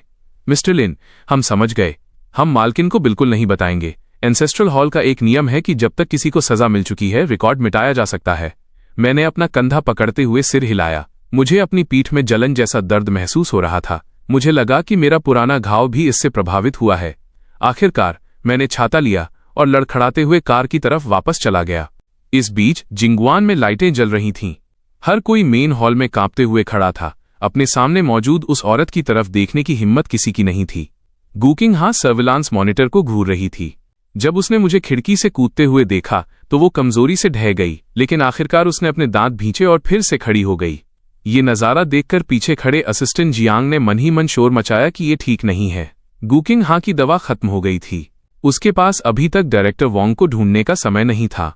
उसकी लोकेशन ढूंढो। मैं जानना चाहती हूं कि लिनफांग कहाँ है। असिस्टेंट जियांग ने देरी करने की हिम्मत नहीं की। उसने जल्दी से अपना लैपटॉप निकाला और मेरे फोन का हिडन ट्रैकर खोल दिया। तूफान थोड़ी देर के लिए गरजा, फिर धीरे धीरे थम गया। इस पल ग्वांगिंग बार पर सड़क किनारे एक सफेद रोल्स रॉयस रुकी। मैं कार का सहारा लेकर लगातार उल्टियां कर रहा था। तभी सड़क के दूसरी तरफ से एनलान की हैरान कर देने वाली आवाज आई। लिनफांग, तुम यहां क्यों हो? यह सुनकर मैं थोड़ा सुन्न पड़ गया। मैंने उस दिशा में ऊपर देखा। एनलान और लियू रुआन एक के बाद एक मेरी तरफ बढ़ रहे थे। ये देखकर मैंने अपनी मुट्ठियां तब तक भींची जब तक कि वे चटकने न लगीं। मैंने जल्दी से अपना सिर झुका लिया ताकि वे मेरी आंखों के भाव न देख सकें। लिनफांग, गलत मत समझना। रुआन और मैं बार में मिले थे। जैसे ही वो करीब आया, एनलन ने जल्दी जल्दी सफाई देना शुरू कर दिया। लियू रुआन ने कुछ बार खांसा और सहज रूप से मुझे डांटना शुरू कर दिया। लिनफांग, तुम यहां बार में क्यों आए? तुम्हें पता है अगर वो तुम्हें यहां देख लेगी तो क्या सोचेगी? ये शब्द सुनकर मुझे अचानक अपनी पिछली लाइफ याद आ गई। मैंने बार बार खुद को कंट्रोल किया। जैसे ही मैंने कुछ कहने के लिए मुंह खोला, चारों तरफ से कारों की दहाड़ सुनाई दी। सिचुएशन देखकर मेरा दिल बैठ गया। मैंने देखा कि कई कारों से दर्जनों बॉडीगार्ड्स बाहर निकले। गुकिंग हा, जिसका चेहरा गुस्से से तमतमाया हुआ था, मेरी तरफ बढ़ी। ये देखकर मैं सहज रूप से एक कदम पीछे हट गया। एनलान ने सिचुएशन देखी और जल्दी से भागकर उसके सामने आ गया। मिस गू, प्लीज गलत मत समझिए। मैंने ही लिनफांग को बाहर बुलाया था। इसका सिस्टर रुआन से कोई लेना देना नहीं है। लेकिन गुकिंग हा ने अपने सामने खड़े एनलन की तरफ देखा तक नहीं। उसने असिस्टेंट जियांग के हाथ से छाता लिया और बॉडीगार्ड से कहकर एनलान को दूर हटवा दिया। फिर उसने मेरे सिर पर छाता तान दिया। क्या मैंने नहीं कहा था कि तुम्हारे घाव पर पानी नहीं लगना चाहिए? तुम बिना छाते के बाहर क्यों निकले? मैं छाता लेकर निकला था। बारिश के दिनों में नन को बादलों के गरजने से डर लगता है। मैं उसे देखने पुराने घर गया था। उसके सोने के बाद ही मैं वापस आया। यहां आते वक्त इत्तेफाक से ये दोनों मुझे मिल गए। मैंने जल्दी जल्दी सफाई दी, लेकिन गुकिंग हा का चेहरा भावहीन था। उसने बस एक बात कही, चलो वापस चलते हैं। मैं अब भी कुछ कहना चाहता था, तभी पीछे से लियू रुआन की आवाज आई। मिस गू, लिनफांग ने पहले ही सफाई दे दी है। इस तरह पीछे पड़े रहने का क्या मतलब है? असिस्टेंट जियांग एक तरफ खड़ा अपने दांत भींच रहा था। उसने सोचा, अगर मैं बिना शर्त लियू रुआन को प्रोटेक्ट न कर रहा होता, यहां तक कि उसके लिए मरने की धमकी न देता, तो लियू कॉर्पोरेशन की एक मामूली सीईओ की हिम्मत नहीं होती कि वो सीईओ गू के सामने ऐसे शब्द कह सके। वो पक्का कल का सूरज नहीं देख पाती। असिस्टेंट जियांग, कोई तुम्हारे बॉस को परेशान कर रहा है और तुम कुछ नहीं करोगे?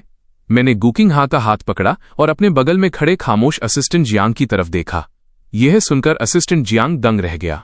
वो एक पल के लिए रिएक्ट ही नहीं कर पाया। इस बीच गुकिंग हा ने नीचे मेरे हाथ की तरफ देखा। उसके चेहरे के भाव थोड़े नरम पड़ गए। चलो घर चलते हैं। यहां का मामला असिस्टेंट जियांग पर छोड़ दो, मैंने सोचते हुए कहा। अगर अभी मिली सजा की वजह से मेरा शरीर कमजोर न होता तो मैंने कब का लियू रुआन को लात मारकर दूर कर दिया होता।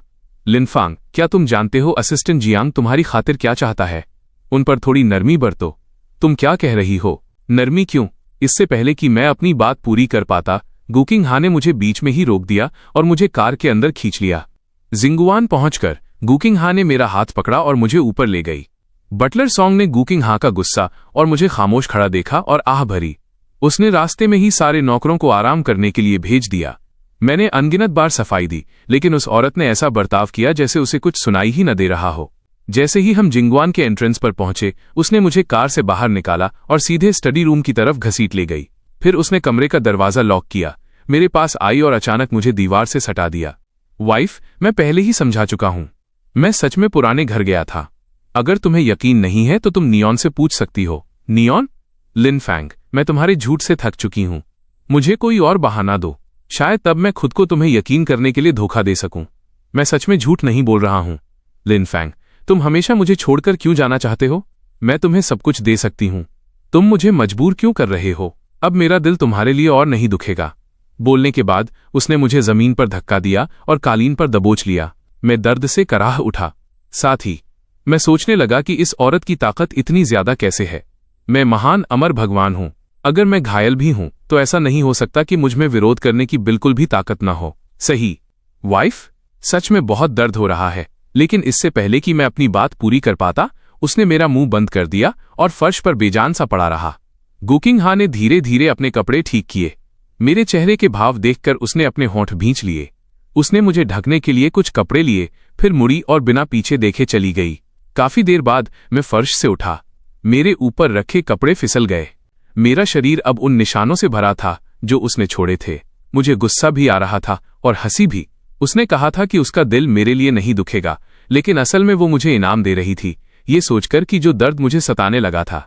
मुझे बहुत दर्द हो रहा था। मेरी आंखें चढ़ गईं क्योंकि मेरी पीठ काफी देर तक ऊनी कालीन से रगड़ती रही थी। कोड़ों के निशानों के आसपास से खून बह रहा था। इस पल मैं चोटों से लथपथ था। मैं काफी देर तक सुन्न बैठा रहा। मैंने स्टडी रूम के क्लोसेट से अपना शरीर घसीटा और बदलने के लिए कपड़ों का एक सेट निकाला, लेकिन जैसे ही मैं निकलने वाला था, मेरी ताकत अचानक खत्म हो गई। अगले ही पल मैं कालीन पर बेहोश हो गया। दूसरी तरफ गुकिंग हा लड़खड़ाते हुए लिविंग रूम में वापस आई। वो शॉवर के नीचे खड़ी होकर ठंडे पानी से नहाने लगी। वो दीवार का सहारा लेकर फर्श पर ढह गई। ठंडा पानी उसके माथे से होता हुआ जमीन पर बह रहा था। अगले दिन गुकिंग हा मेरे बेडरूम के दरवाजे पर गई, लेकिन उसने काफी देर तक दस्तक दी पर कोई जवाब नहीं मिला। यह देखकर वो औरत पछतावे से भर गई। वो काफी देर तक बेडरूम के दरवाजे का सहारा लेकर खड़ी रही, फिर मुड़कर जिंगवान से चली गई और एंसेस्ट्रल हॉल पहुंची।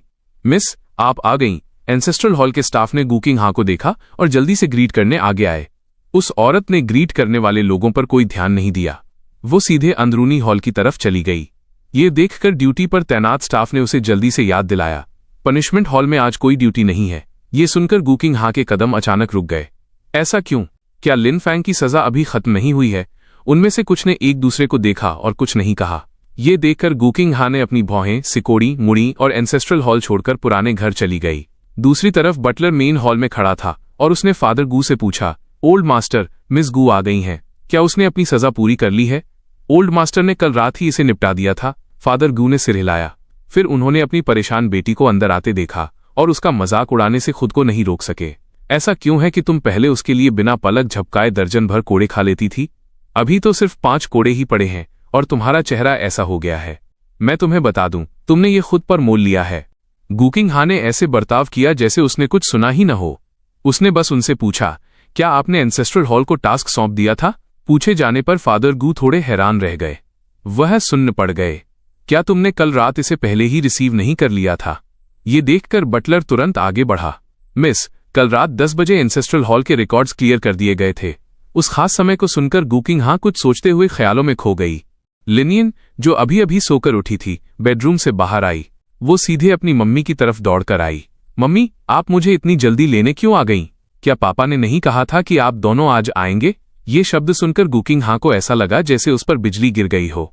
गुकिंग हा उस छोटी बच्ची के सामने घुटनों के बल बैठ गई। उसका चेहरा घबराहट से भरा था। पापा ने तुम्हें कब बताया? लिनियन ने अपने हाथ पीछे की तरफ बांध लिए। वो नियोन ने आगे अपनी मम्मी को क्या बताया होगा? उसने अपना सिर हिलाया और अपना शरीर झुलाने लगी। पापा ने मुझे इसे सीक्रेट रखने के लिए कहा था। ये सुनकर गुकिंग हा की आवाज तुरंत कुछ शेड्स और ठंडी हो गई। Leans I on.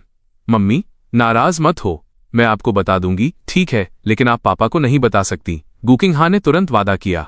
ये देखकर कि उसने कसम खाई है। छोटी बच्ची खिलखिलाकर हंसी और बोली, पापा ने मुझे तब बताया था जब वो कल रात मुझे सुला रहे थे। गुकिंग हा को अभी भी उसके आगे बोलने का इंतजार करते देख लिनियन ने एक पल के लिए सोचा।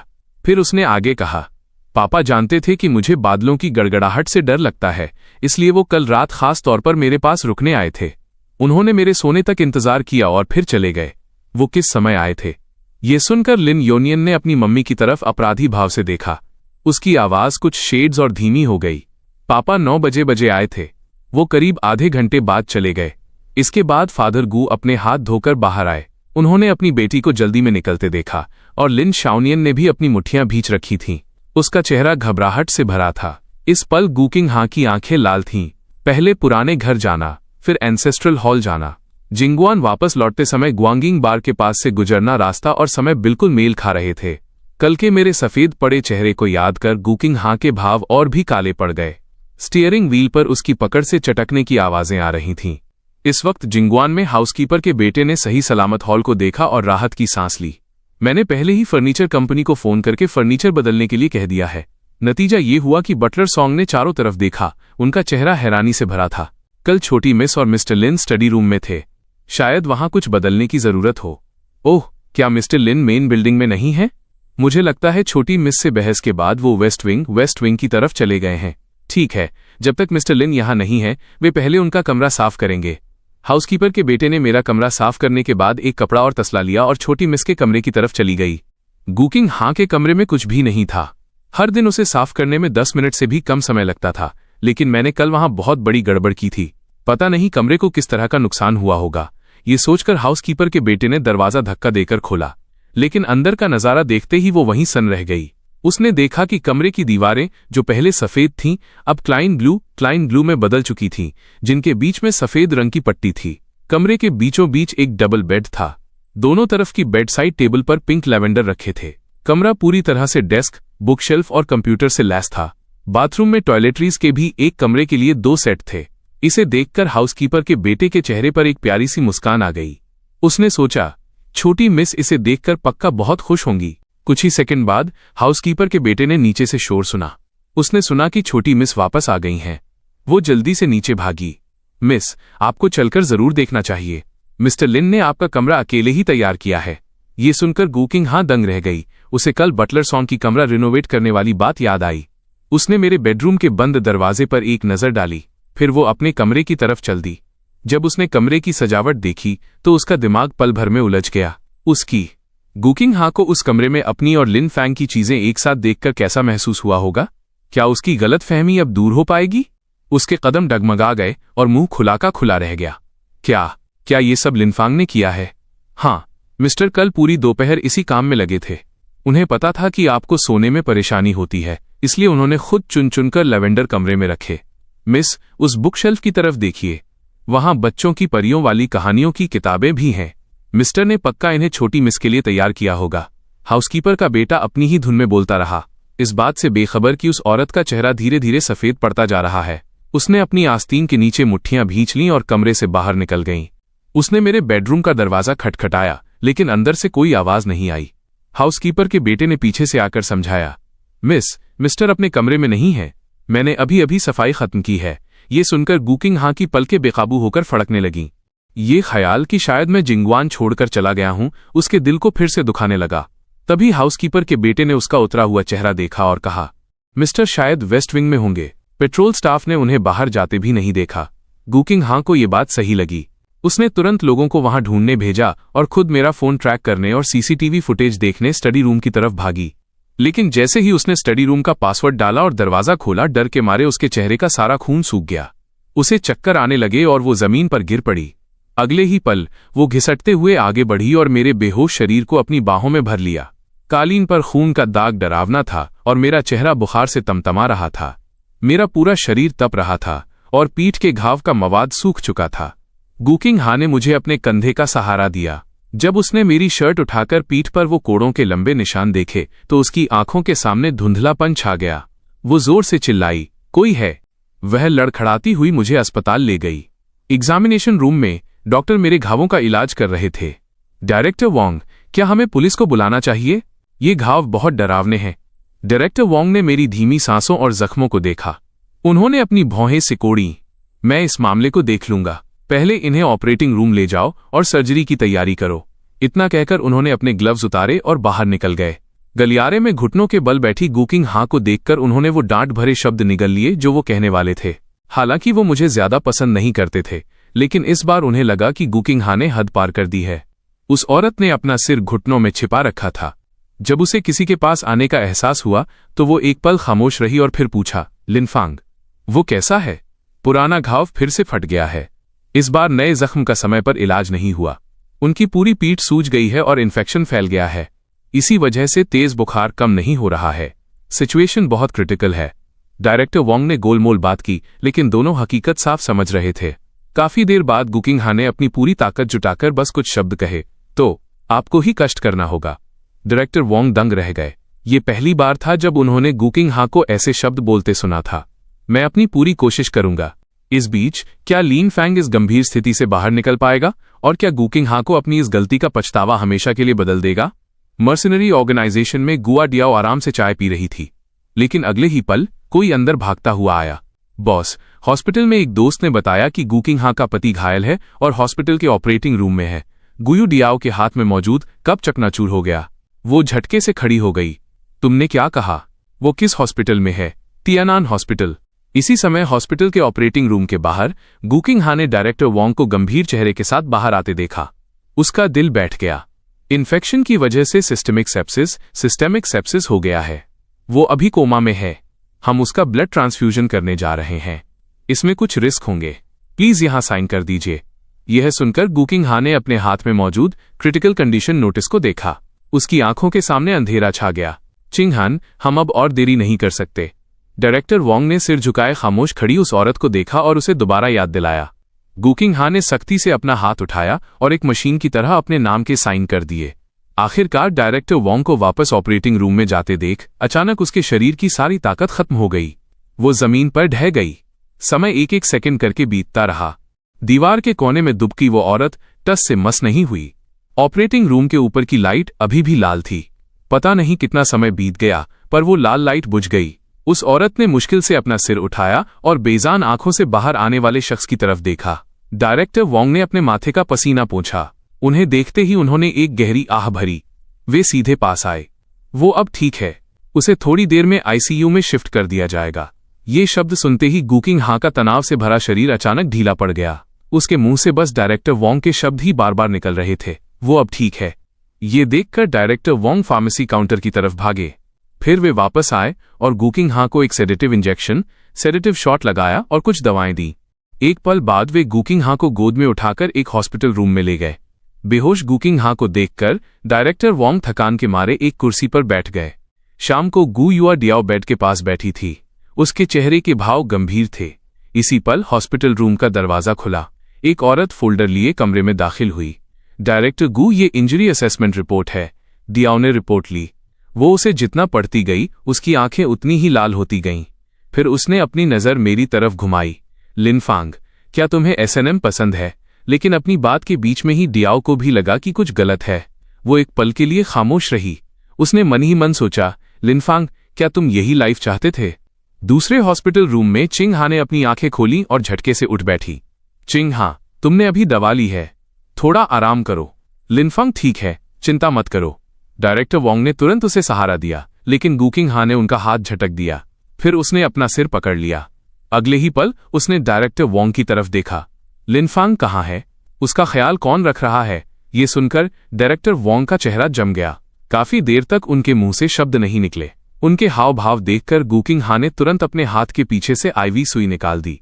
उसने डायरेक्टर वोंग को धक्का दिया और रूम से बाहर भागी। कुछ ही पलों बाद मेरे रूम का दरवाजा जोर से खोला गया। गुकिंग हा कमरे में दाखिल हुई और उसने एक औरत को बेड के पास बैठे देखा। आगे क्या होगा? क्या गुकिंग हा और गु युआ डियाओ के बीच कोई टकराव होगा? जो तौलिए से मेरे माथे का पसीना पोंछ रही थी। तुम कौन हो? हाथ हटाओ। तुम्हें उसे छूने की इजाजत किसने दी? ये देखकर गुकिंग हा की आंखें गुस्से से जल उठीं।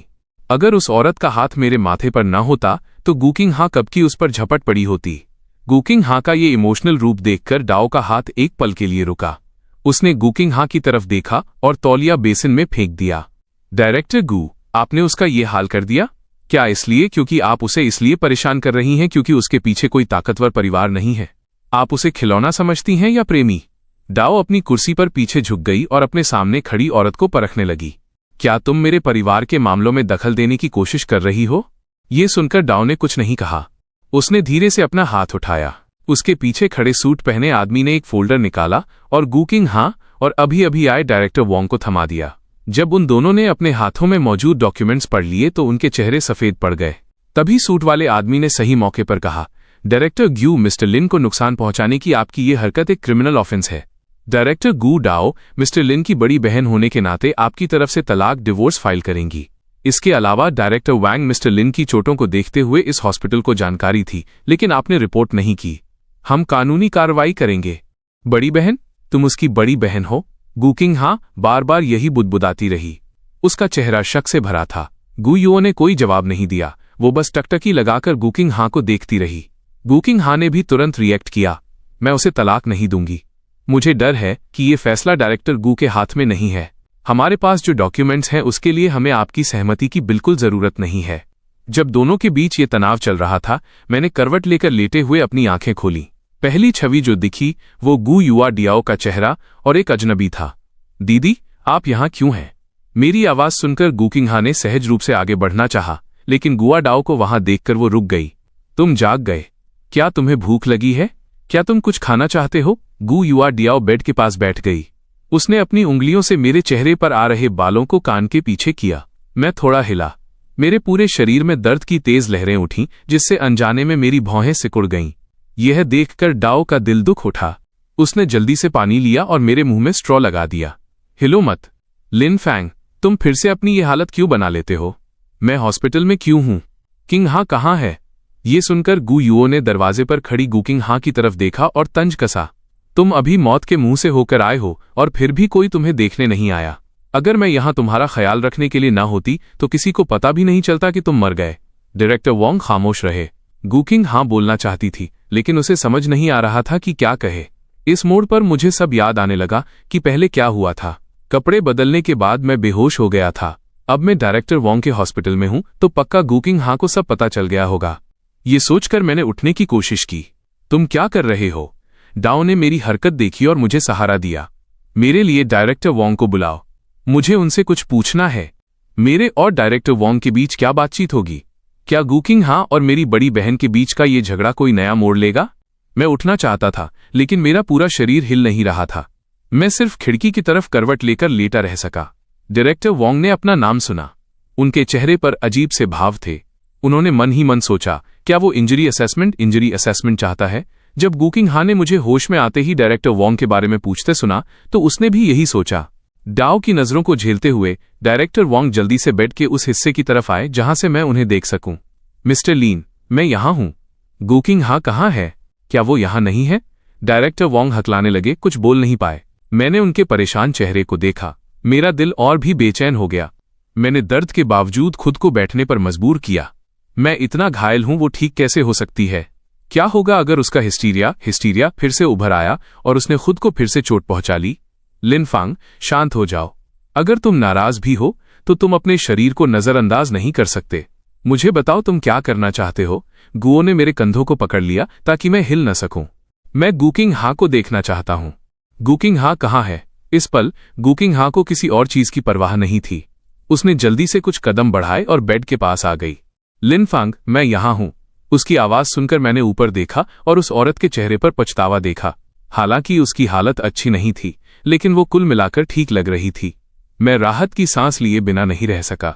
फिर मैंने अपना हाथ बढ़ाया। क्या तुम ठीक हो? मेरी चिंता देखकर गुकिंग हां अपने आंसू नहीं रोक सकी। उसने तुरंत मेरा हाथ कसकर पकड़ लिया। बाकी सब एक दूसरे को हैरानी से देख रहे थे। आखिरकार घायल इंसान वो नहीं था जो ठीक था। क्या तुम ठीक हो? मैंने पहली बार ऐसी स्थिति देखी है। सूट वाले आदमी ने यह नजारा देखा। एक वकील के रूप में अपने कई सालों के अनुभव के साथ उसने यह नतीजा निकाला कि मुझे धमकाया गया है। मिस्टर लिन, डरिए मत। मिस्टर याओ आपको इंसाफ दिलाएंगे। ये सुनकर मैंने अपनी भौहें थोड़ी सिकोड़ी। मेरे सामने की छवि भी धुंधली हो गई। ये देखकर गुकिंग हां ने मुझे करवट लेकर लेटने में मदद की। मुझे दिलासा देते हुए उसने कहा, लिनफांग, मैं ठीक हूं। क्या तुम पहले लेट सकते हो? उस जानी पहचानी गर्माहट को पास महसूस कर मेरी पलकें भारी हो गईं। फिर मैंने उसका हाथ कसकर भींचा और शांति से सो गया। डाओ ने ये नजारा देखा।